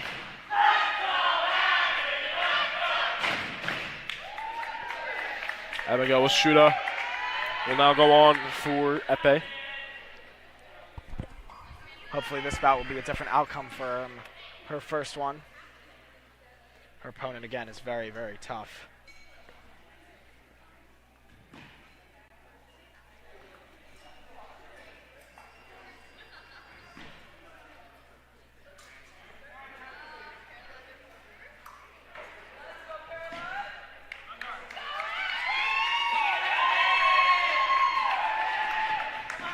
Carolina Lee, the freshman, against Abigail Washuda, the sophomore.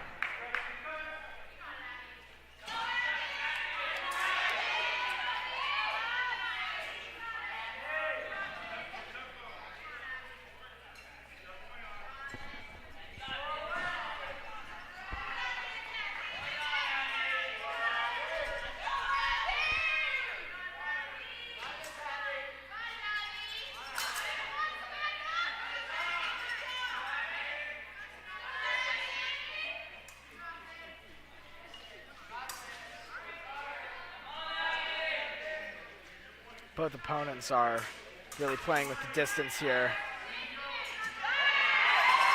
Livingston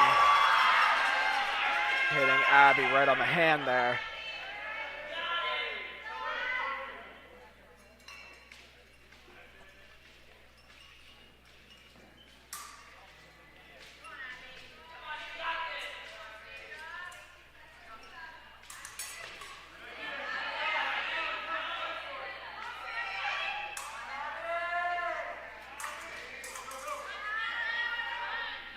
They continue playing with the distance, occasionally just getting within range, right like you saw there.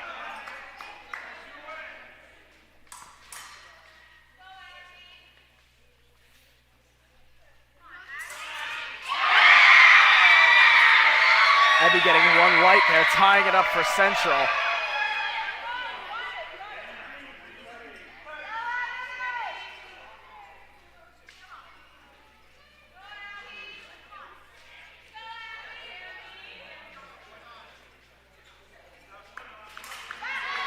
That's a double touch, still tied up.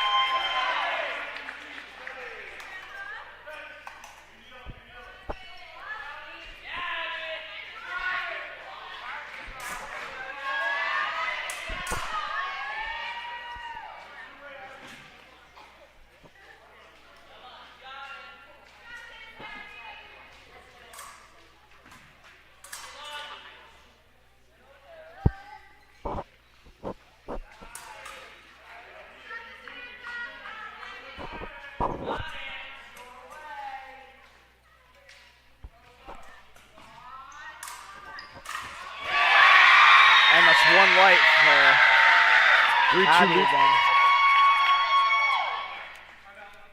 We've got a timeout from Livingston. And Central keeps cutting the lead, looking to cut the lead to 7-10 as we go through the timeout. Yeah, I mean, if we continue this push, we're gonna get there. One more epee after this, and then we go to the final 9 round. matches. Yeah. I mean, if we keep fencing like this, we'll certainly match their score and maybe even come out on top.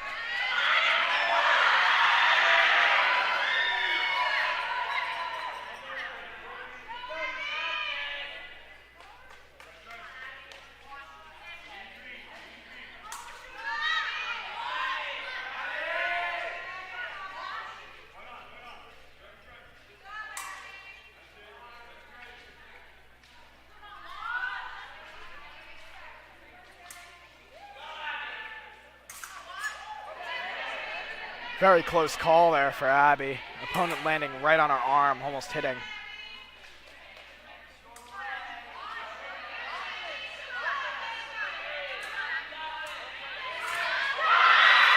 The opponent getting the point there, tying it up.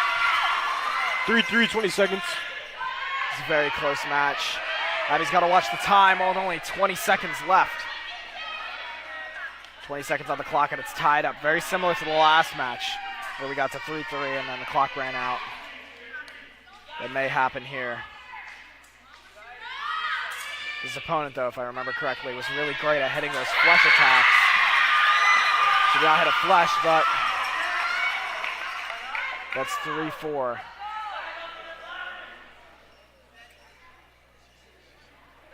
Yeah, minimum time left with a 4-3 lead for Livingston. 3 seconds left. Yeah. Gonna have to go quickly here. Try to make this 4-4 going to sudden death. That would be really great, but we'll see what happens. All Abby really has to do is just, quite frankly, flush at her opponent. However, the opponent knows this, and the opponent's just going to run right back. Oh, double touch. It was a great attempt. 5-4 win there for Livingston, makes it 11-6. We move on to the third epee bouts with Sarah Latham.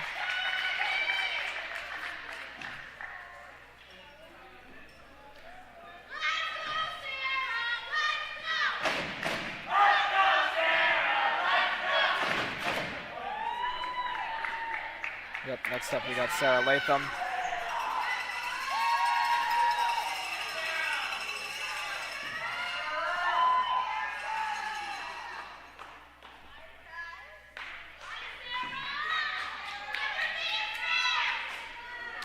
Going up against Kayla Fang, a junior, 28-5. Fang won the last bout between the two.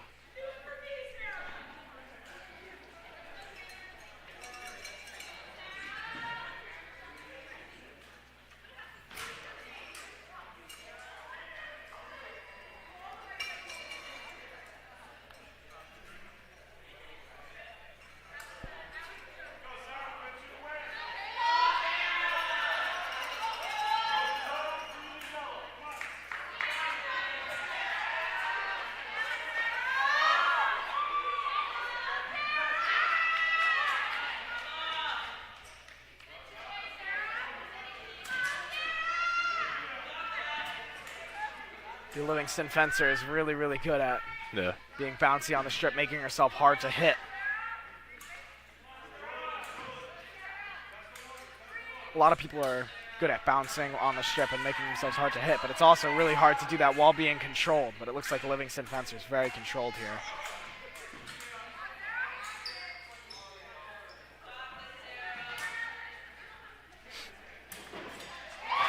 Sarah gets the point there. Her initial attack missed. However, the opponent just ran right into her blade, which happens quite frequently with Sarah.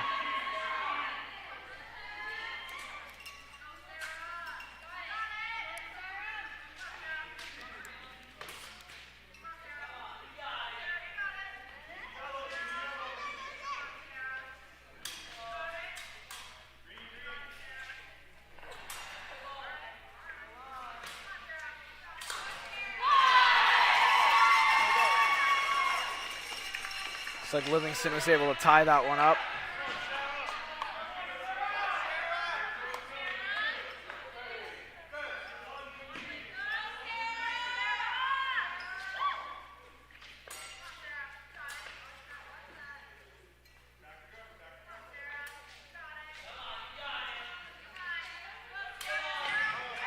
The opponent launches a flesh attack, which I don't think Sarah was expecting.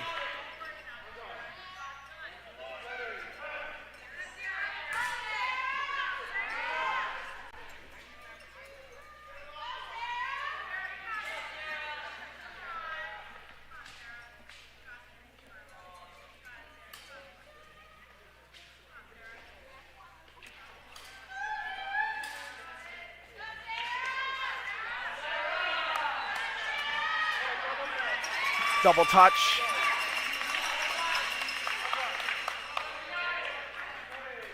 Problem here is Sarah's bringing her target to the opponent. She needs to lunge from further out with her arm all the way out.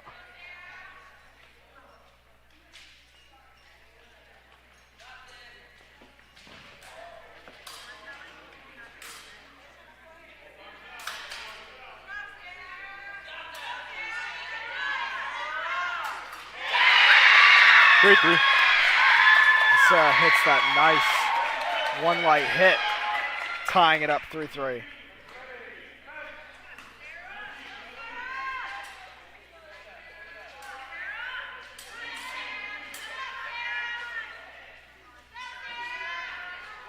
Again, we've got it tied at 3-3 with very little on the clock. Only 40 seconds remaining. 40 seconds at Epee is very little time.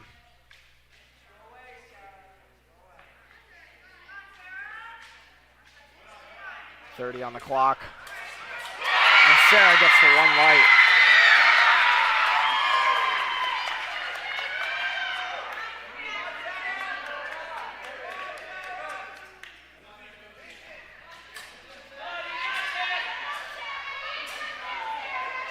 Now she's just got to keep her distance. And it's a double touch, and that's a win for Sarah. And a win for Hunterdon Central, making it 7-11. Yeah, that's a big win. But really, Central's just got to keep winning. You know, they're down 11-7 with 9 matches left, so they're basically going to have to win about 7 out of these 9 matches if they want to win this match here. So we move on to the last 3 Sabres.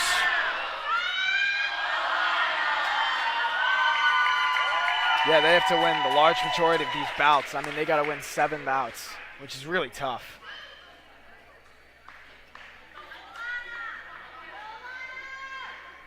So Lana Brown, the first saber, the junior.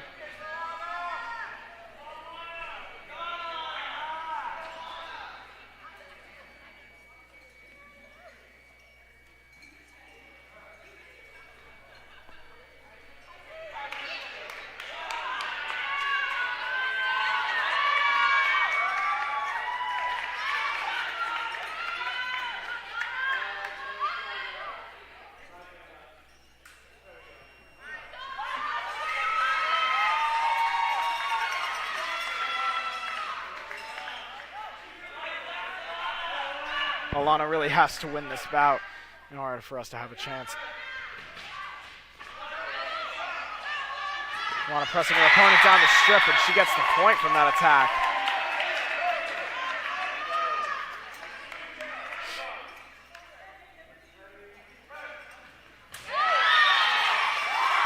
The attack is from Livingston.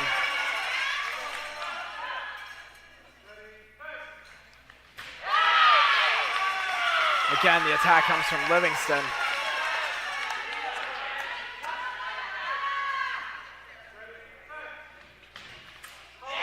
Livingston attack is no. Alana takes advantage of that, getting the point. Tying it up at 2-2.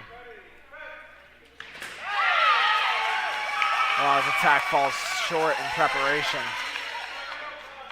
Getting Down Livingston 3-2 timeout here. And as I was saying earlier, yeah, they need to win most of these matches here if they want a shot at going to the championship. Yeah, I mean, absolutely. Yeah. Winner of this plays Ridge or Columbia. Ridge the 3 seed, Columbia the 7. Livingston is the 9, we are the 5.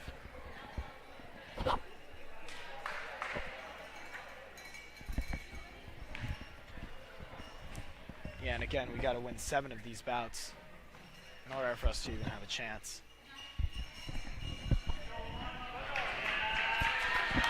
Well, the other team only has to win 3.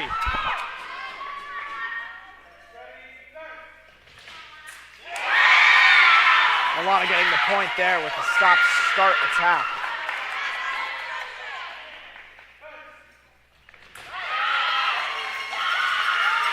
Alana's attack is in preparation, giving the point to Livingston, and that makes it match point.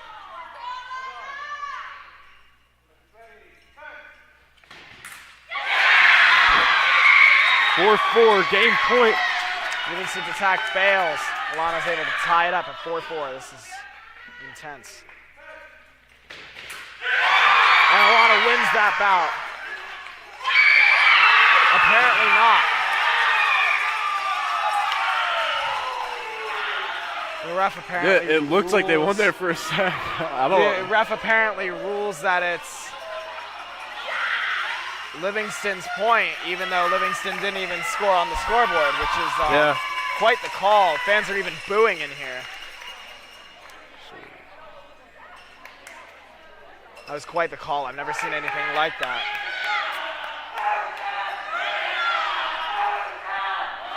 Marissa Migliorino is up, fencing now.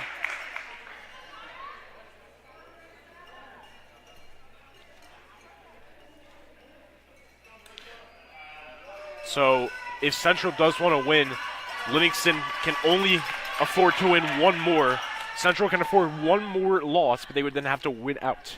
Yeah. This is incredible stakes. Yeah.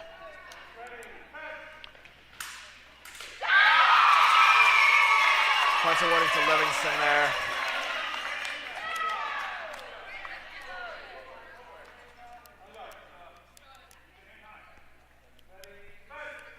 This is the second saber matchup. Got a parry repost, strong parry repost from Livingston.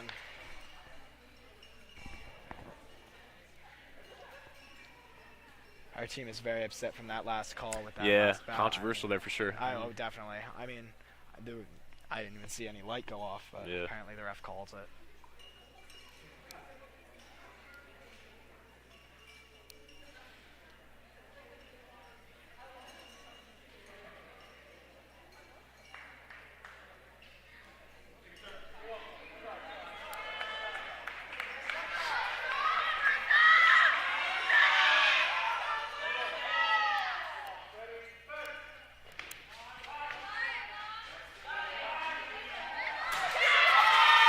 The attack continues from Livingston,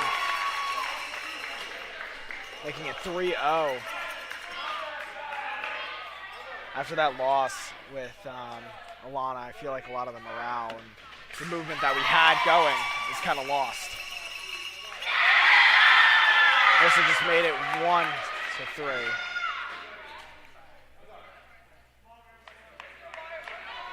Opponents arguing with the ref, it looks like.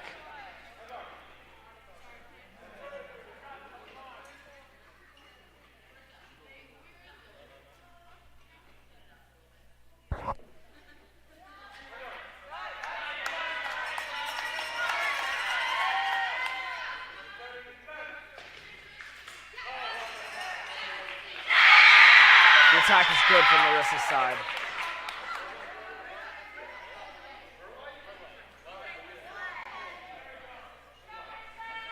Apparently the other team isn't very happy with the ref's calls either. He's a very controversial ref. And that's match point for Livingston now.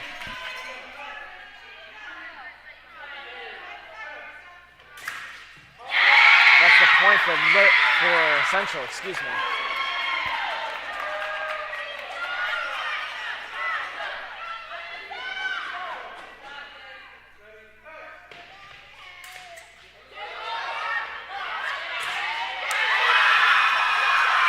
And Livingston gets a counter. So with that win, it is now 13-7, or is it 14-7? I haven't updated it. 13. 13-7, yeah, so Central cannot lose another bout here if they want to win. They have to win out. It's going to be very hard, but it can get done. Yeah, this is going to be really, really difficult for Central. This is the third saber? This is the third saber? Yeah. Okay. We've got Valentina Zhang, a senior on Livingston. And then for Central, we have Amy. We'll see if we can win this bout. If we win this bout, we just have to win and win and win and win. For this, we move on to the foil. Yeah, Central is going to have to win every single matchup here.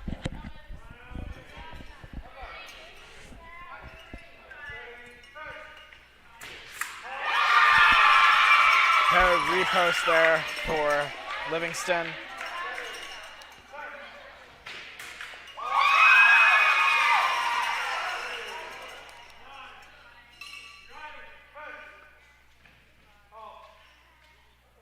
Early start from Livingston.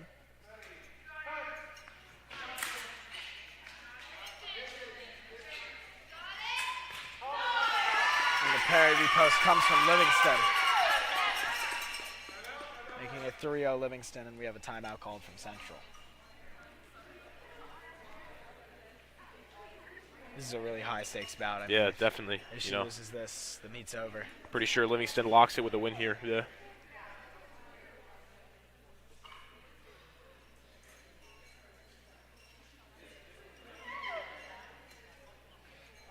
Hopefully that timeout was worth it. I'll bring her back up in this bout. Looks like it was. Livingston's attack falls short, and Amy's able to profit off of that. Both false start. Amy's initial attack fails. Livingston gets the point.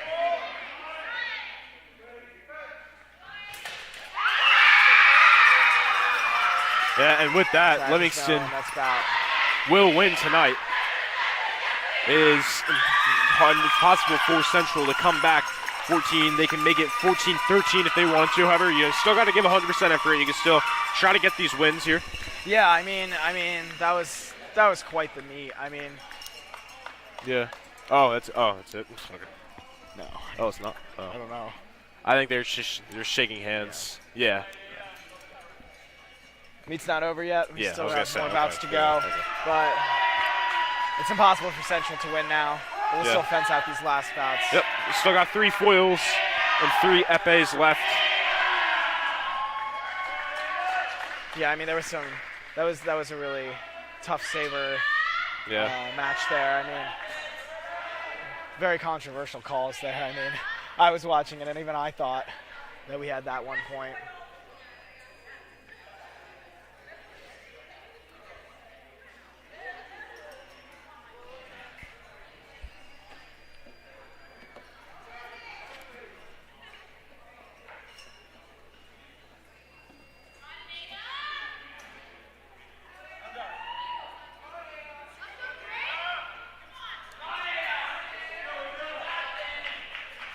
Ada Jackson up fencing on foil again in place of Anastasia Savage.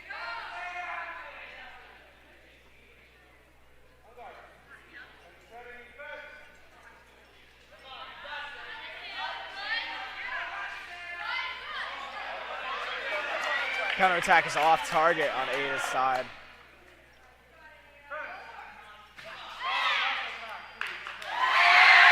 And the attack is good from Ada.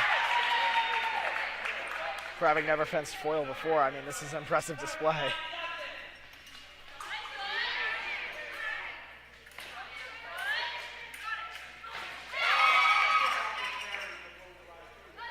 Parry post comes from the right there. Livingston getting the point, tying it up at 1-1.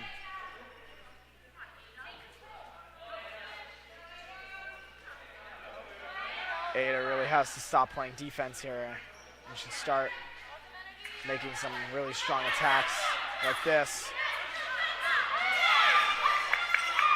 Apparently that's not Ada's parry, and that's Livingston's, which is another controversial call. That's Ada's attack, getting her arm out first there.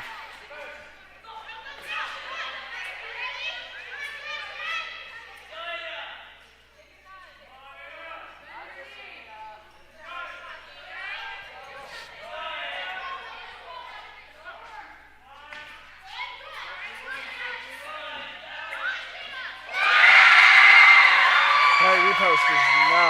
Ada's touch. I mean, Ada is really holding her own for never have fenced this before. That's Ada's again. Getting it to match point.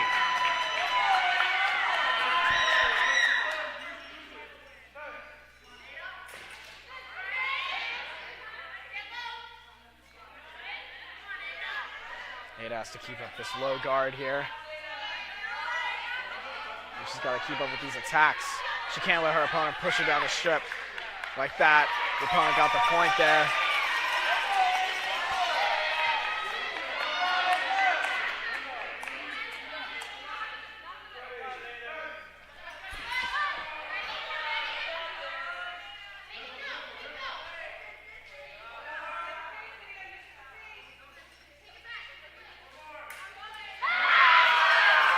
Parry repost comes from Livingston. Match point, 4-4. Yeah, big one here.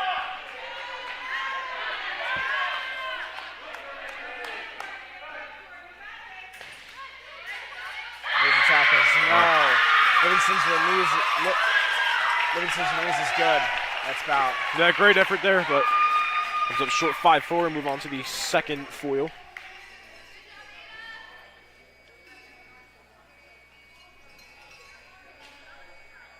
Second foil being Lila De Sola.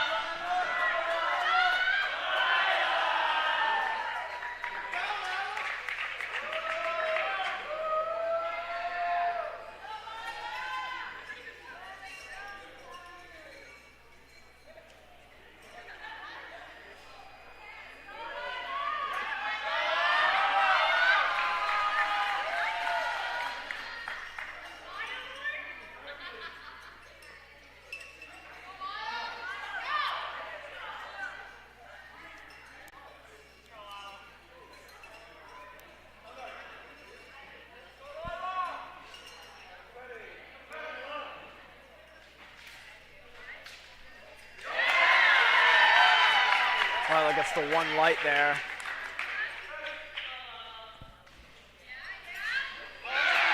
Again, coming in with a strong attack.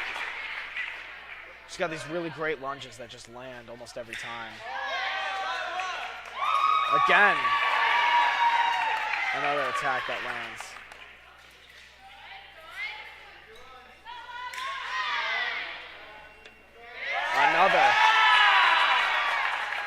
Timeout from Livingston. Yeah, great start, 4-0. 13 seconds in only. Yeah, I mean, Isla launches these really strong attacks, and they just land almost every time. Yeah. The opponents just aren't quick enough to parry repost or do anything, really. Mm-hmm. And that's time in. Match point. And the opponent down the strip. Opponent hits a parry repost but misses. Opponent keeps trying the same action again. Lila keeps holding the opponent's blade down. And Lila hits that attack again with that strong lunge. Good 5-0 win there, makes it 15-8. Move on to our final foil bout. And then we move on to the last three epes.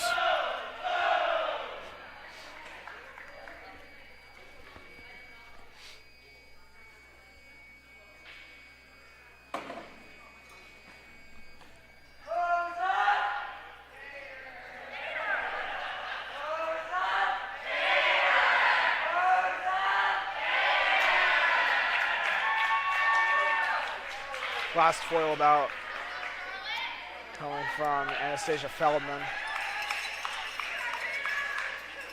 We'll hopefully get us another win. It would be good for the record. Yeah, but of course. Yeah. Feldman's won both of her bouts, looking to win her third. Yeah, I mean, we'll see what she can do here. She's got some really strong attacks and some really good defense, so I think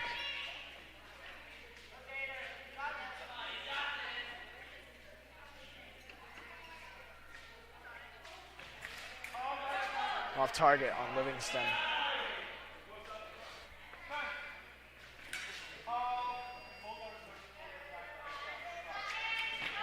I would have thought that would have been Anastasia's attack, but apparently not.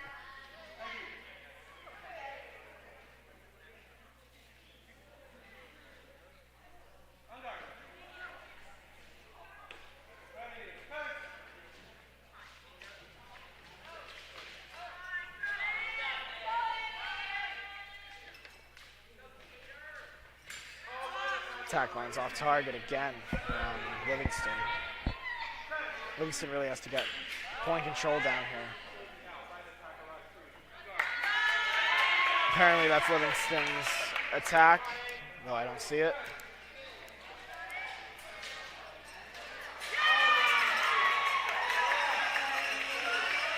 Attack is no, then turns into infighting. Livingston's one light.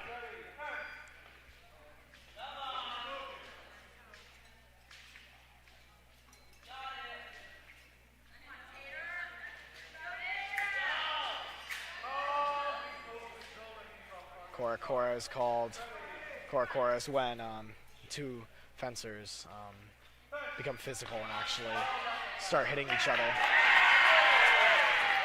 2-1. We're gonna make it 15-9 here.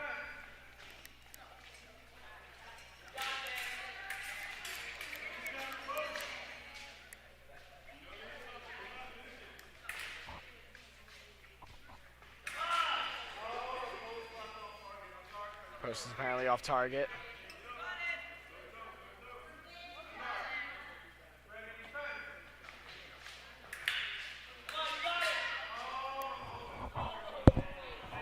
Post is no, Remise off target.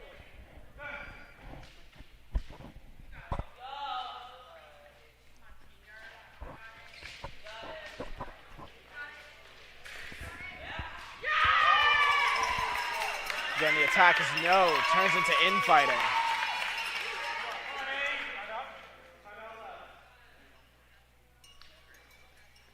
Got timeout from Central. It's currently 3-1. The final foil bout. Move on to the three epes after, and that'll do it. Yeah, this is another really tough bout. I mean, the opponent's very strong. They're making really strong counterattacks and have a really good defense. Hopefully this timeout will help any change up her game and hopefully come out with a win.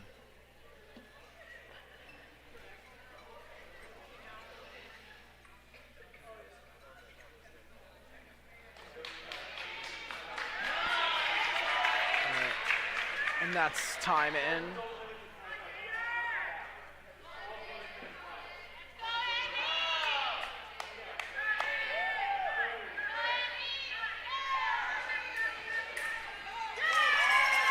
Beat attack is no. Beat attack is good. Sorry. Awarded to Livingston.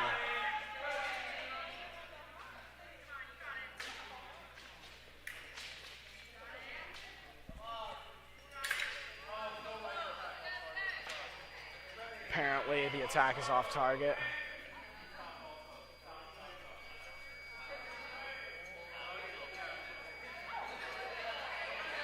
The opponent's blade is shattered Oh, on the ship, gotta get a new one. Yeah. so we're grabbing a new blade. We'll have to go through testing it as well.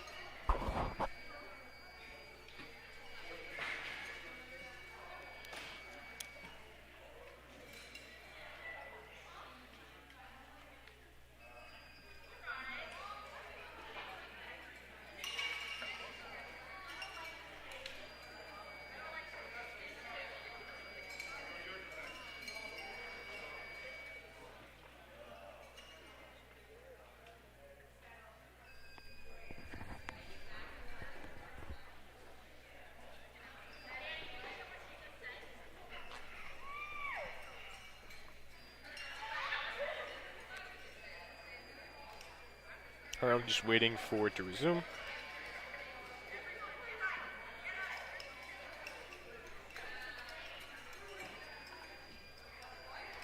Another blade failure, it looks like, from Livingston. That might be a yellow card for them.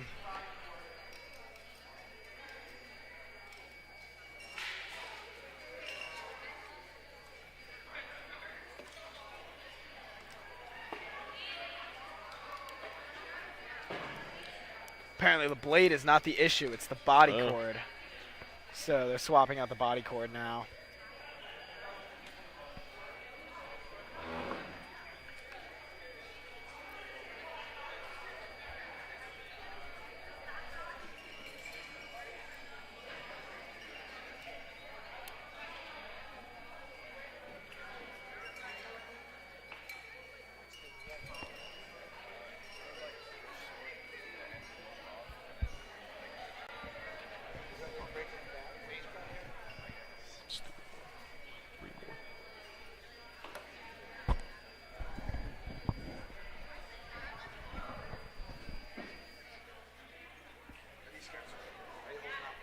Yeah, it's been good. Yeah.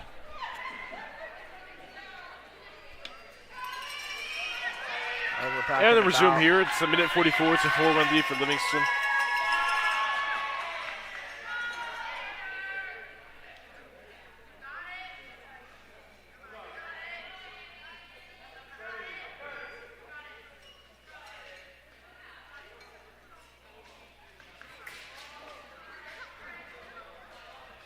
Anastasia making very quick attacks here. Results in infighting in core. Core is called.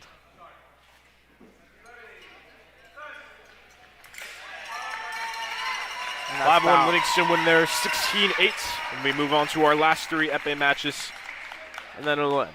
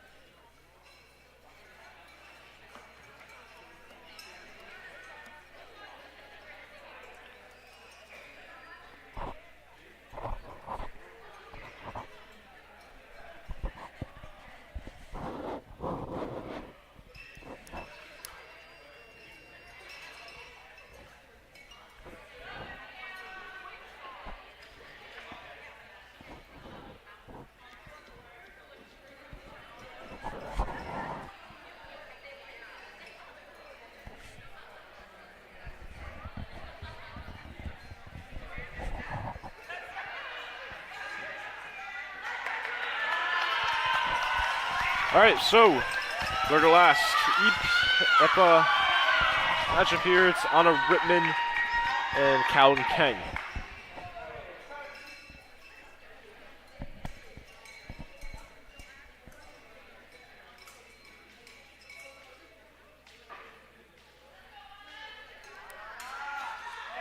Anna getting the point there.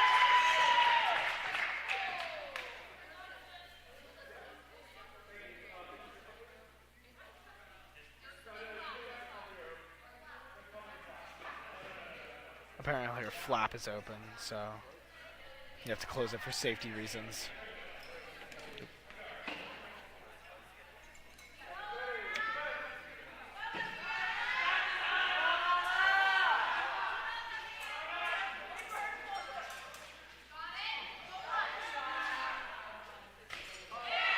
It's a double touch.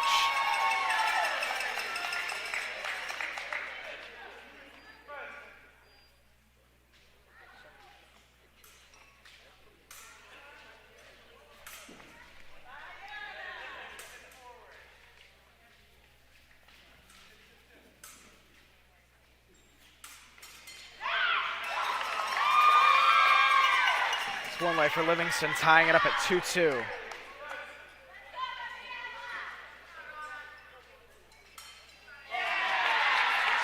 One light for Central. 2 minutes and 20 on the clock. Double touch.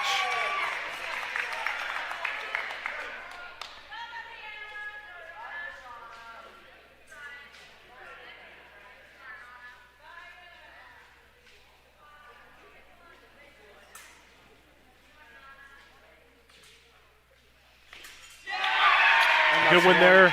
That's for one light Anna for Rittman. Anna, winning her the bout. 16-9. Now two more eppies. Abby Washuda is next. Or it looks like it might actually be Sarah Lather next. Yep.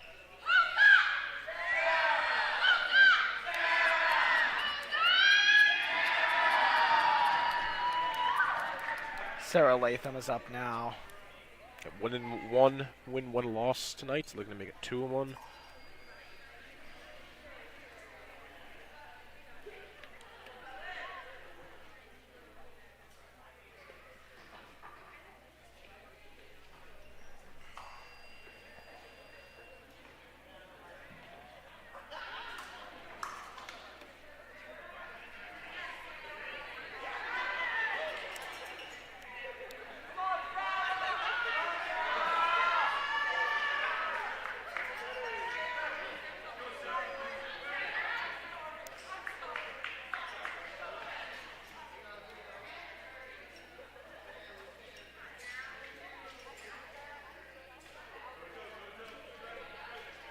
Both fencers are playing with distance right now.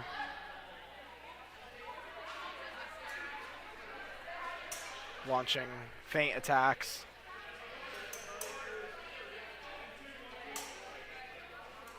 Just testing the waters. Sarah's able to score a really nasty hit there right under the bell guard.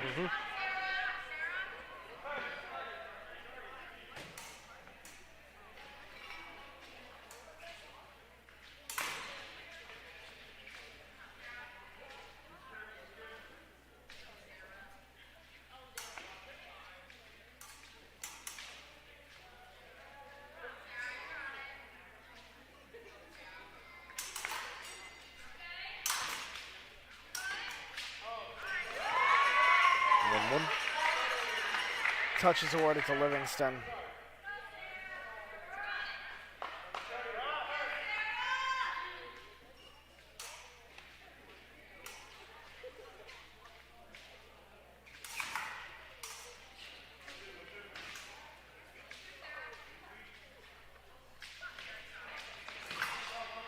It's a double touch.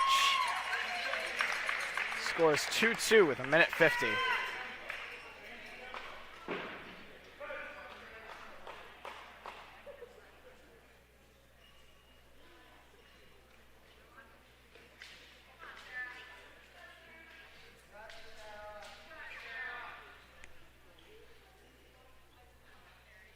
Both fencers continue playing with the distance here.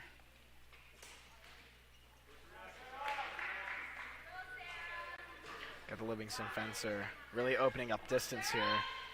Kind of closing herself in. She's on the strip, and that results in Sarah getting the point there.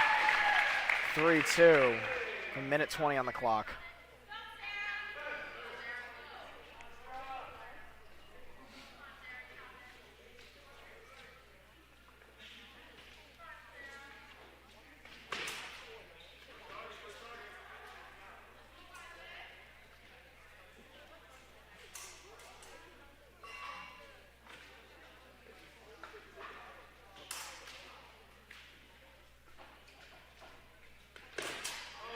Another point for Sarah, making it 4-2. She's got a tremendous lead here. 55 seconds left.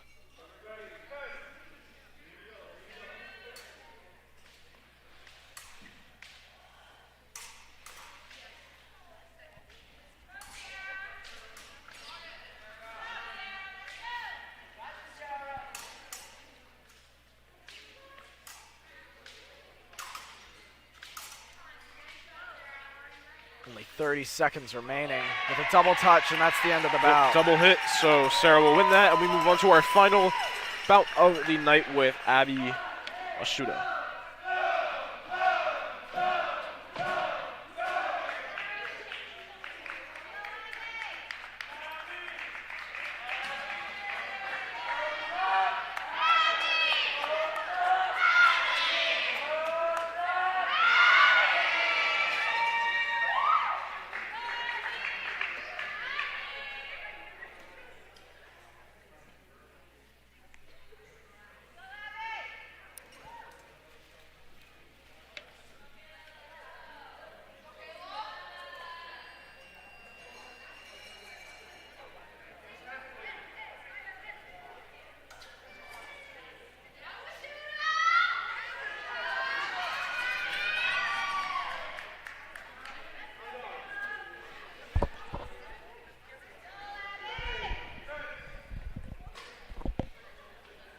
Livingston fencer already opening up the field.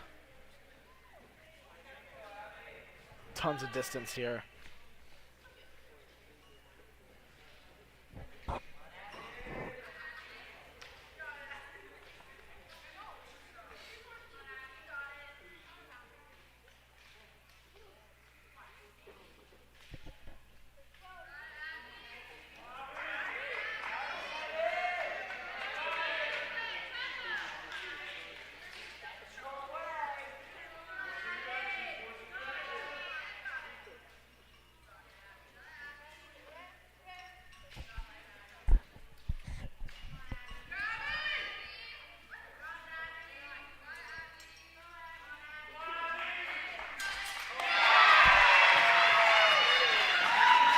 Got a point for Abby Washuda.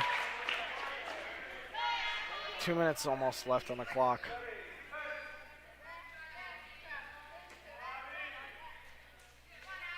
The other fencer keeps opening up tons of distance.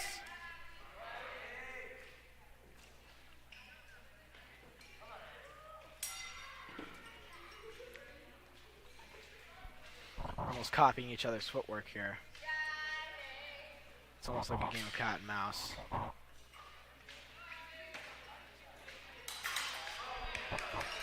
We got a touch right for Livingston.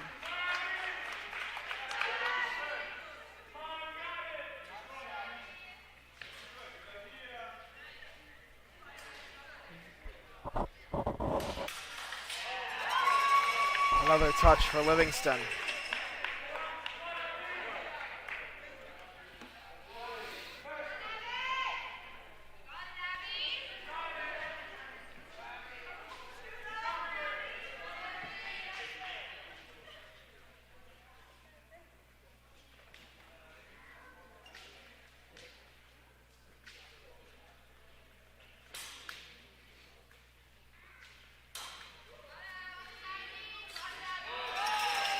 Another touch for Livingston here.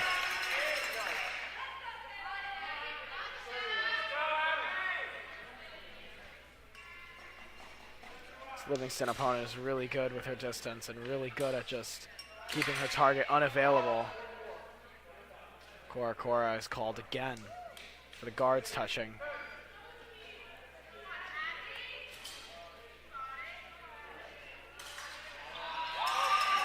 Another touch for Livingston. Now Cora being called there is really interesting because fencers' bodies weren't actually touching. And Cora is typically only used for a physical contact call.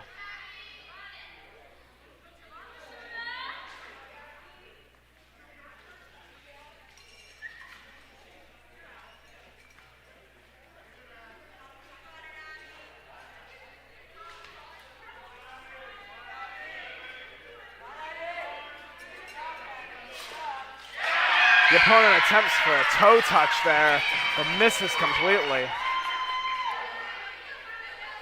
giving Abby enough time to score a point. 28 seconds on the clock.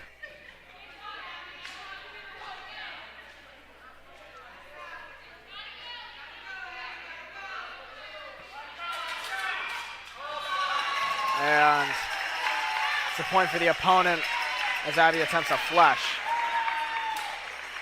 And that'll do it. Livingston beats Hunterdon Central 17-10, and we'll move on to the team tournament championship against Ridge or Columbia. We thank you all for tuning in. I'm Brian Rano alongside Dan Martin. Stay tuned tomorrow for Central playoffs against Trenton boys basketball.